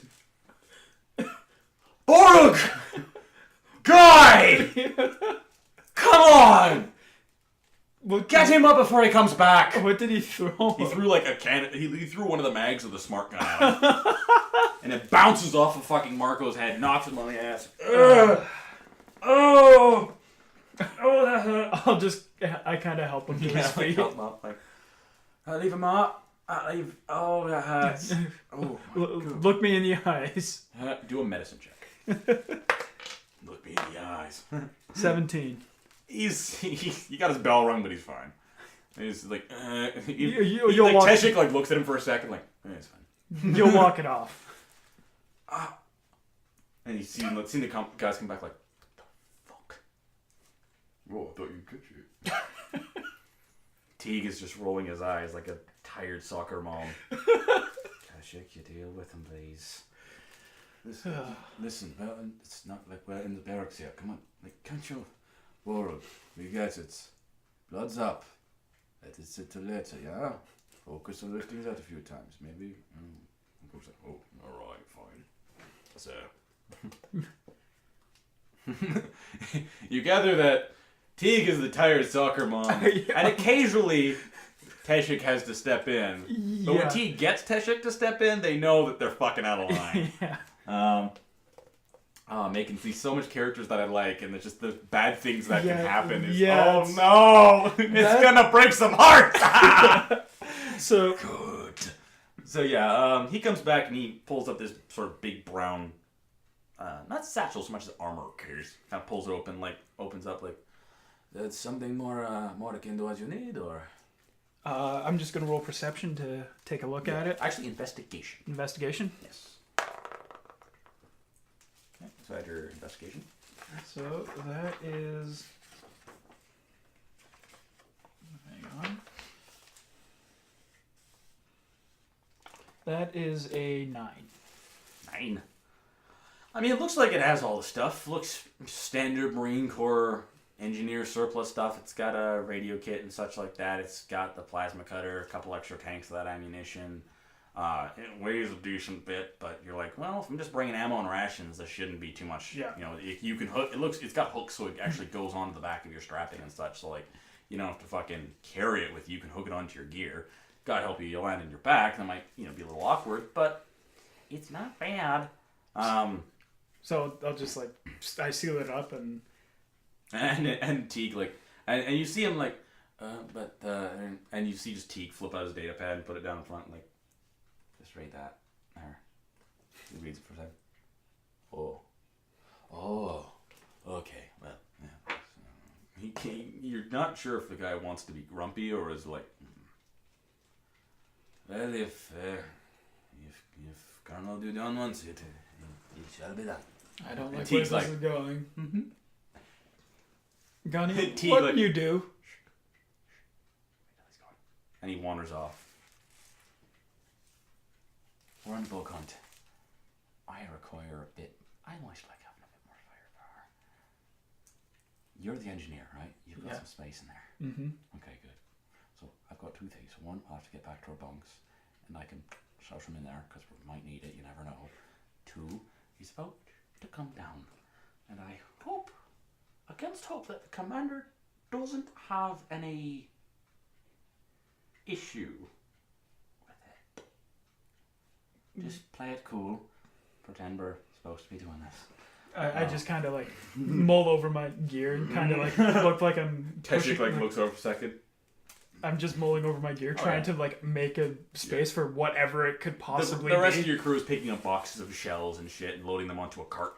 Not like a shopping cart, but like a lorry kind of thing. Yeah. And boxes of like pulse rifle ammunition, a couple of grenades, both frag and launching ones and such. Borg puts this thing, a smart rifle in there, bends the wheels a little bit, like, yeah, she'd make them look less heavy. Put them in polymer. Borg, you wanted me to look over the strap on that thing for you. Yeah, well, my smart gun's back at the... Oh, no, right, I moved it to the armory, didn't I? Thank you. Hello, wait, and looks around, like, looks at the tech. Hey, nice. Oh, you're above rank. So, do you, know where smart guns are? Does this look like a fucking... He kind of turns and looks, and it's kind of like a very like a pissed off elf, like, just kind of shorter fellow, black hair, like, does it look like a fucking supermarket to you? Well, yes, but... Sir. Sorry, sir. We'll just wait. We'll just wait. All right. I don't want to piss anybody else off. Good talk, and I just kind of pat him and turn back around to my stuff. And at this point, the head armorer has wandered on back with a box, like, with this strange metallic black box, and like puts it on the table and like, are you sure? Like, listen, dude, sorry, I just doing what the commander ordered. She said we need these for the mission. Yeah, you know how it is. And you know, Lieutenant Colonel, she gets what she wants. That is fair enough. Well, we'll have to have you sign for them. Aye, sir. No worries. And then he pulls a little data pad across and pulls back. And it turns around and you just see it's like... really enhanced by his sort of fiendish look already and just the devilish little smile. Like, I just kind of watch him as he goes. And he places it down like, oh, right, Borg. Oh, yeah. Hey, sir, sorry to bother you. Do you know what smart guns are? Let me see. Alright, 1 second. Yours is, Gamma Vector 2 kilo. Gamma Vector 2 kilo. Okay, I'll be right back. Thank you, sir. Wanders on, Borg's just... So then I move my engineer stuff onto their cart and like a small... It's stacking up. Like, you put all the ammunition on the bottom and are careful to put the explosives kind of on one side. Yeah. You're not sure, but some of them are proximity grenades, so... I just carefully place it a little bit out of the way, but still on the cart. and Teague is like, kind of lifts up the lid, like... And I'm just blown away by Let's get back to the barracks first, and then I'll show you what I got. Oh. I'm so happy. I'm so happy. Oh, I need a blank check for Opton. Just turn to Borog. I've got a bad feeling about this. Oh, yeah. When Gunny's happy, you either really going to be happy or really not going to be happy. He's happy-go-lucky, so it could be one or the other. Don't really know. At that point, the fellow returns back, like, rather easily picking up the smart gun, and even Borg's like, shit, so, damn, so, wow, so. It's my job. Sign here, Warren. Thank you, sir. Picks it up, puts it back on the counter. The guy just looking, I'm like, yeah, so, on the one side here, where the two clasps mount. And he kind of points out on the receiver, there's a couple of like C-clamps, and one of them appears to be kind of bent and not really holding on. He's like, it's just not wanting to hold on and give that strap any tension, so lots of drop downs. It's been fucking with me aim. I don't suppose you're not weld one back together. I'm gonna investigate it further. Sure, yeah, investigation. I'm gonna reroll that. That is a 6, so 7. So, I mean, you haven't done much welding on smart guns before, because they're typically fine-tuned pieces of equipment. And the fact that he has these clasps on here that look like they were aftermarket added already is worrisome. Yeah. You're not sure how exactly to fit that clasp, but you figure you could cut it off and stick it back on and bend it back into place, I guess. I mean, I turned to Borog. I mean, I could do a temporary fix, but you're going to want to put in requisitions for those clamps. Well, yeah, but as long as it works for this next mission, we're good. Okay. I'm throwing my hands up. Yeah. I wash my hands at this man yet. I'll do it, but I didn't do it, okay? Alright, fair enough. Can't hate the man or his craft. But yeah, we should probably not do that here, next to the explosives. Although that would be cool. No, Borog! Yeah. Well. Not this is in it, you dumbass. Yeah. Alright. Marco is, at this point, loading up with, he's got his hands like 2 boxes of grenades, Borog, you hit me in the face with this. The least you can do is... Well, other thing, but the least you can do is... my head's a little shattered. Please carry this. The least you can do. Alright. grabs it, just one hands up. And I'm still standing at, the officer, the desk where I'm just watching this. It's he left his smart gun there. Yeah, Borg, they start walking out the door. Borg... and then I follow... Give him a Picks minute. it up again, slicks it over his back. And then I follow him out. And then I follow him out. Borg's got great intelligence. It's his wisdom which is his problem. Yeah. So yeah, you begin making your way back for the sake of expediency. You make your way back to your combination small as fuck locker room, cryo chamber, barracks, for lack of any better term. You're like, well, for lack of anywhere better to go, you head on your way back there, and begin.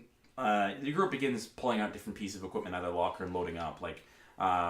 Teshik immediately straps on his armor, waits, stops, remembers, pulls it off, sticks it back. Right, so we're just going to have to, I guess, carry all of our magazines and pauldrons. That must be annoying. That beats. So yeah, don't get done up in your armor. Just load up your plates carrier, and that will have to be enough for now. Oh, and of course your weapons. Safety's on, please. Looking at you, Marco. It was once! Once is too much. Alright. Alright, Borg, before you load that thing, let me fix it up. As you have the ammo can open, ammunition belt in hand. Right. Clicks it back and hands it to me. Places it in front of you. Oh, right. Starts loading up. He pulls this little sidearm beside of it, which has this sort of strange folding stock and down below it, and pulling out a couple of really long ass mags. He starts kind of thumbing in rounds from the pistol cap. It looks like your M6C, but it looks really weird. It takes super long. Like I said, takes super long magazines. Has a really odd sort of folding stock and a hand grip, and it looks like it has some sort of raised sight that looks definitely not standard. Looks like he just welded a couple of beads and notches on there. And it looks like it actually works decently. But you're like, fuck. He kind of starts loading up and such as you're taking a look at a smart gun. So for that, it's like using kind of like a rogue with thieves tools. I'm gonna give you your proficiency bonus with it. I'm gonna say roll a fucking hell. You're trying to just kind of fix it, not add anything or anything. Just make it slightly more bearable for. I'm gonna have you just make a general intelligence check. Intelligence and dexterity, please. Okay. So that is a. Intelligence would be a 4. Okay. Or no, a 7. Alright. And Dex will be a 9. Okay. It looks like a good fix. It seems to go on pretty easy. It takes a bit to bend back. You're worried about the tensile strength of it, but it seems to hold in place reasonably well. Borg threads the strap through it, lifts it up by it. Yeah, it seems to work. Worst comes to worst, you just do what I was doing before and just hold it up by the barrel. Not ideal, but I'll keep shooting that way. I just won't say anything about him holding it by the barrel, and yeah, it's questionable, but you figured he's done it before, so and okay. As I'm about to put my cutter back, I'm like, Right. I just kind of leave it there and go grab Gunny Sergeant. Yeah. Because he wanted to... Gunny, you wanted to do something with... Oh, right. So, right. And at this point, he pulls out the small, like, black metal box, and Teshik's like, oh, no, you didn't. Not again. These are fun. You need to fuck right off. You need to fuck right off. You're fighting xenomorphs. Gunny, what did you get? Not tanks. Gunny? What do you These little bad boys. So, I fire, and he pulls out of his box. He pulls out a bit of a different rifle you're not seen before. It's very, very long. Gas tubes below it. It's got the small little flip-up scope, bullpup design. Give me a history check, please. Works. 8. I'll allow it. Yeah, it's 15. You recognize it as a BR-55 battle rifle. They're not exactly easy to get. They're standard issue to some battalions, mostly Rangers, but fucking Teague's got one, and you recognize that as a really hard-hitting but more long-range carbine. How'd you get that in the Navy, serving in ship-to-ship combat? I got a buddy in the Army. It's in the ground-based forces. And we did some trade and such, and there was that one night back on Belarus. As he looks back at Teshik, Teshik's like, do not ever reminds me of Belarus 4. Long story, involves a sister. He's sensitive. Anyway, it also is why the gun bears the same name. Anyways, those little bad boys, and he flips them open, and in a couple of different rows, you figure like 2 magazines worth of normal ammunition, except the casing is this anodized silver, not brass, or you don't know if it's made out of silver or not, but it's normally the gold is brass. It's the kind of the steely silver color, and the tips start. The bottom is kind of this deep sort of coppery color, and the top is this big red one. What are those? Those, my good there, bud new guy, are high explosive rounds. They are very hard to get, and typically only given to very specific circumstances. However, we were handed a blank check. So, listen, we're fighting... I know we're fighting xenomorphs, and up close, obviously I'm not going to use it. However, if I drop one of these bastards into him, hit him in a good spot, don't need to worry about it. And it's 3-round burst. You can clear a fucking hallway with this. Yes, you could clear off the back wall of a hallway and make it all go vacuum. You know... Or is anyone else thinks this is a smart idea? Marco thinks. Gunny's happy. That's a smart idea. I can't help but agree. He's the gunnery sergeant. He's got the command. Exactly. Kind of playing the neutral ground there. Very well. He's just... Tetchik's just loading shells into a shotgun. Very well. And with glee, Teague starts loading in rounds into his magazines and like loads the first one right into his gun, pulling back. The bolt is heavy as fuck. And yeah, as you guys get yourself all loaded up and such like that, gearing up, all badass space dude shit. Some of you kind of testing out wetting combat knives. Teague pulling out a cookery and just making sure his is nice. Like it's this military style one where it's all black and just the edge is silver. Kind of wets it and tucks it back. Seems to be really the only dramatically special knife. Everybody else uses kind of standard combat daggers and such. Say Borg, who has a tomahawk, because he does. Borg used to be a sapper. That's why. Sappers like axes. Damn straight. Butter not little fucking butter knife. You watch yourself. Them's words that'll get your pistol whipped. Yeah, he'll cut your kneecap. You're damn right. Yeah, well, you'd have to try harder than that. That is kind of a bit of a butter knife. I am going to pistol whip the next person that says butter knife. Teshik looks over like, tempted. Nope. So you get loaded up, all geared up, and you're having to kind of carry your plate carriers by the straps over the shoulders and your weapons and your other arms. Lugging my fucking engineer kit with extra shit in it. Give me a strength check, please. Yeah, carrying some of the ammo. He didn't load it all into his plate carrier. That's a 7. Not all of it's loaded into his plate carrier. He still has a mag, but those bullets are fucking heavy. Like, you've seen the size of those bullets before. They're big. But the high-X ones are really heavy. You gather they're not good at range, but fucking hell, on medium. Ugh. Yeah, so I got a 7. Ooh, it's... fucking... Teshik just walks by like... Oh, jeez. Grabs the engineer kit with one hand. I got this. Not very. Like, he's already carrying shit and just fucking bicep curls it. Not even flinching. Natural 20. Thanks, man. All those... and you guys begin walking down to the staging area, which is actually a set-aside area. You walk through the central hub once again, except walking towards the front of the ship. Wandering into a very large hangar, you can see a few... you recognize a few of the newer gunships. They have a lot more sleek lines and such. They're designed for aerodynamics. And then there's the older ones, which are these big-ass, bubbly contraptions that are just not pretty to look at, but have guns all over the place. The newer ones have less missiles and such. The older ones are gunships. Really are. More gun than shit. Yeah, the newer ones are kind of slate gray, and some of them are camouflage. The older ones are just olive drab. And there's a few headed towards, it looks like the one where a couple of, you can see Angel Squad is meandering by there, and you can see Banshee Squad is kind of checking their equipment and such. They all have kind of smaller submachine guns and such.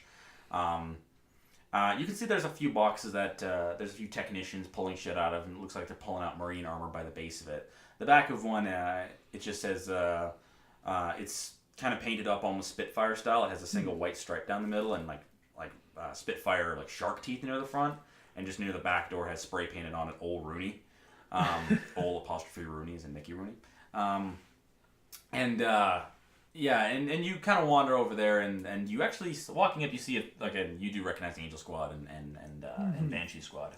And you walk up and you do see Gunnery Sergeant Persai, who's kind of fitting on his armor and such and trying to kind of fill with his plate carriers and such.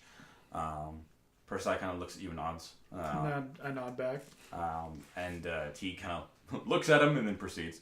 And wanders over, and Technician's like, oh yeah, says, these are the special armors you guys wanted, as well as the face masks are in the ship.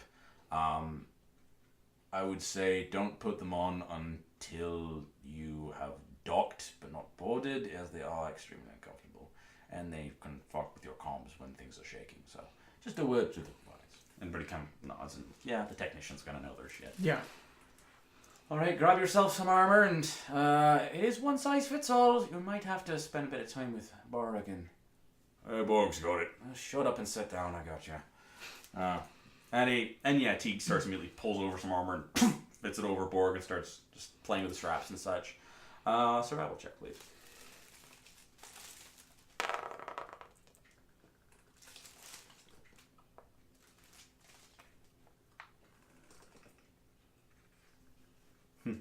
That'll be a 9. 9? Yeah. It's tricky. It's normal marine armor, but the extra cables and the extra weight, and there's a little bit more weight on the left side, kind of where your heart is. Yeah. Which is, you can see some of the squads are a little uneasy about walking around with explosive charges in their armor, but it is the orders. And it's a little hard to kind of bundle together and clip together. Yeah, getting the standard marine stuff and my engineer stuff. Teshik has just got your back today, man. Yeah. Wow, man. Teshik just and starts clipping together, and it kind of fits a little better. You're like, oh fuck, I had that clip in the wrong slot. He's just kind of chuckling. And as you all get put together and found out that I had the engineering thing clipped into the armor. Yeah, it was kind of like bouncing one way, and he unclips, and you're like, oh, that's why. And you do manage to get yourself all geared up and such, and he kind of grabs the helmet and pulls the helmet. Pulls out a strip of foam inside, pops it on, fits much better. Also, the sweatband is nothing. It's just, it makes it move more. Also, don't clip it until we get into harness. It gets hot. I suspect to be waiting for some time. As he kind of pops on. His own helmet is actually a lot longer. It seems like they have customized helmets for Dragonborns with longer heads and such. Makes him look vaguely like a Sangheili.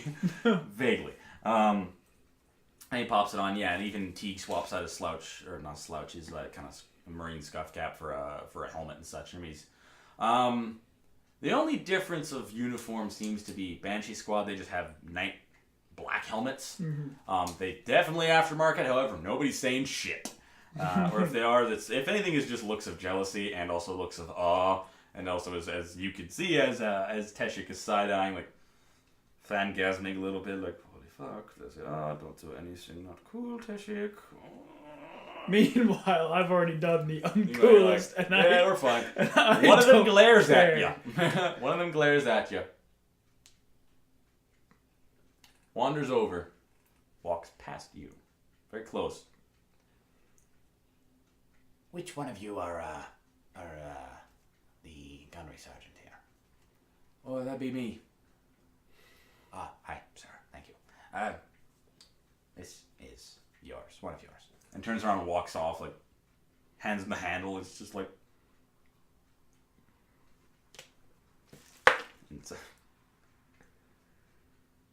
Borog, what'd you do? I didn't do nothing. This is a door handle. Who did what? He's rolling another insight check. Looks at you. It was me. What did you do? Hey, to be fair, I was in a part of the... I'm new to the ship. I didn't know. And I may have stumbled into their barracks.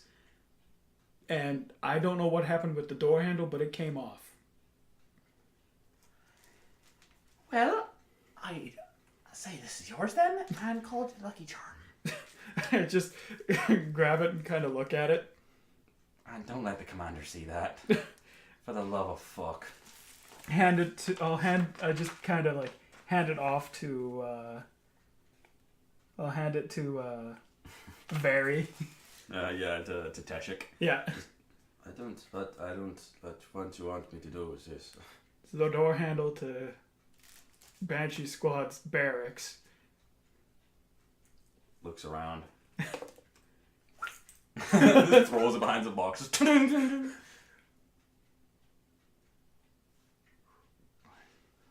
can get it later. Get what later? Me obviously noting he's a fan, so he's probably freaking out in his head. Don't fuck this up for me! Oh yeah.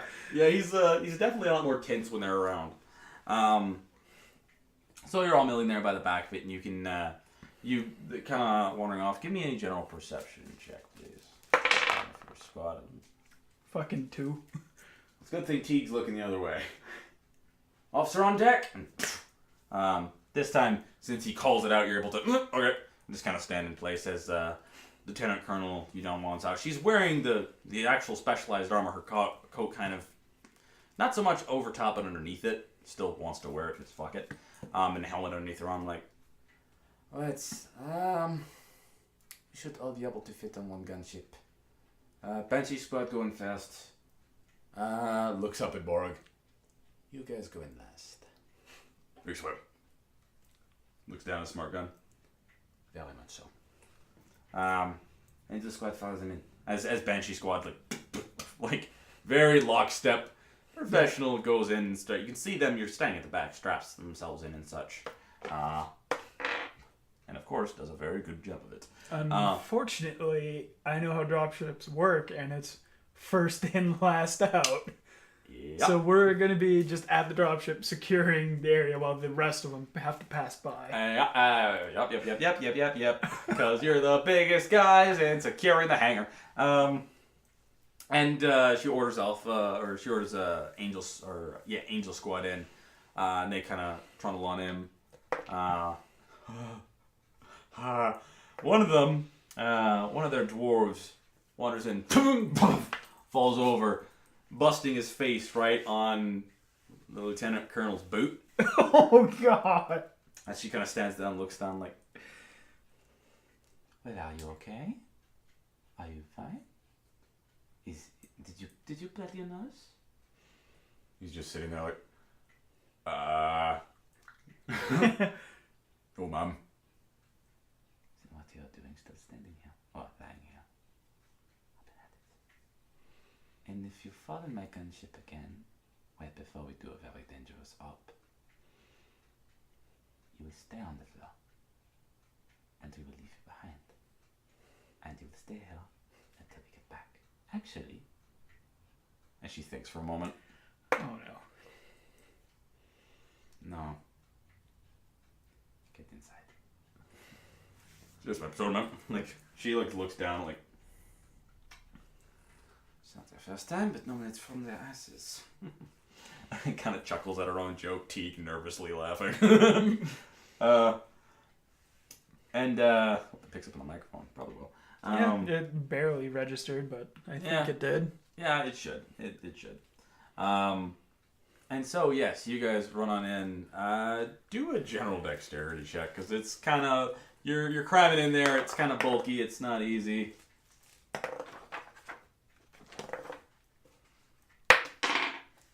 Okay. I got 12. Okay, well, about the same as the rest of your squad. Some of your squad mates are used to going in the bigger ones, so they do decently well. Teague and Tesha kind of felt their way in. Borg is a bit of a different story. He's kind of bunk, bunk, bunk, bunk, bunk. But he gets himself in. Marco is small, but he kind of is carrying his shit, doesn't see. Dunk! Kind of side eyes the Lieutenant Colonel, who at this point is like looking at her data pad doing different shit, like Tuffle's on in. You guys get into your seats and kind of strapped together. Do me a general survival check. I'm doing you to do a lot of checks, but these numbers will be important for you. Okay. Dirty 20. All right. Manage to get yourself. Fortunately, a lot of the strapping system's the same for only new ones are what you're used to, and you actually have been on the old ones before because you backwoods community that you got what you got. At that point, Lieutenant Colonel walks in, hits the button, seals up the trapdoor behind her, and actually sits on the bulkhead that's actually like there's two sort of deploy doors at the back, and there's a bulkhead in the middle that actually has the command seat strapped in, like built onto it, and she just kind of goes and hooks herself up to that. And yeah, managed to secure herself reasonably easy. Then she kind of looks around, like looks at her watch, and looks outside the ship. And then you hear the engines power on, and you guys, it starts shaking a little bit as you lift and manage to get your way outside of the anti-grav of the ship itself. And as soon as you leave the anti-grav, you're held down into your seat, but you feel like everything's in kind of 0 G at this point.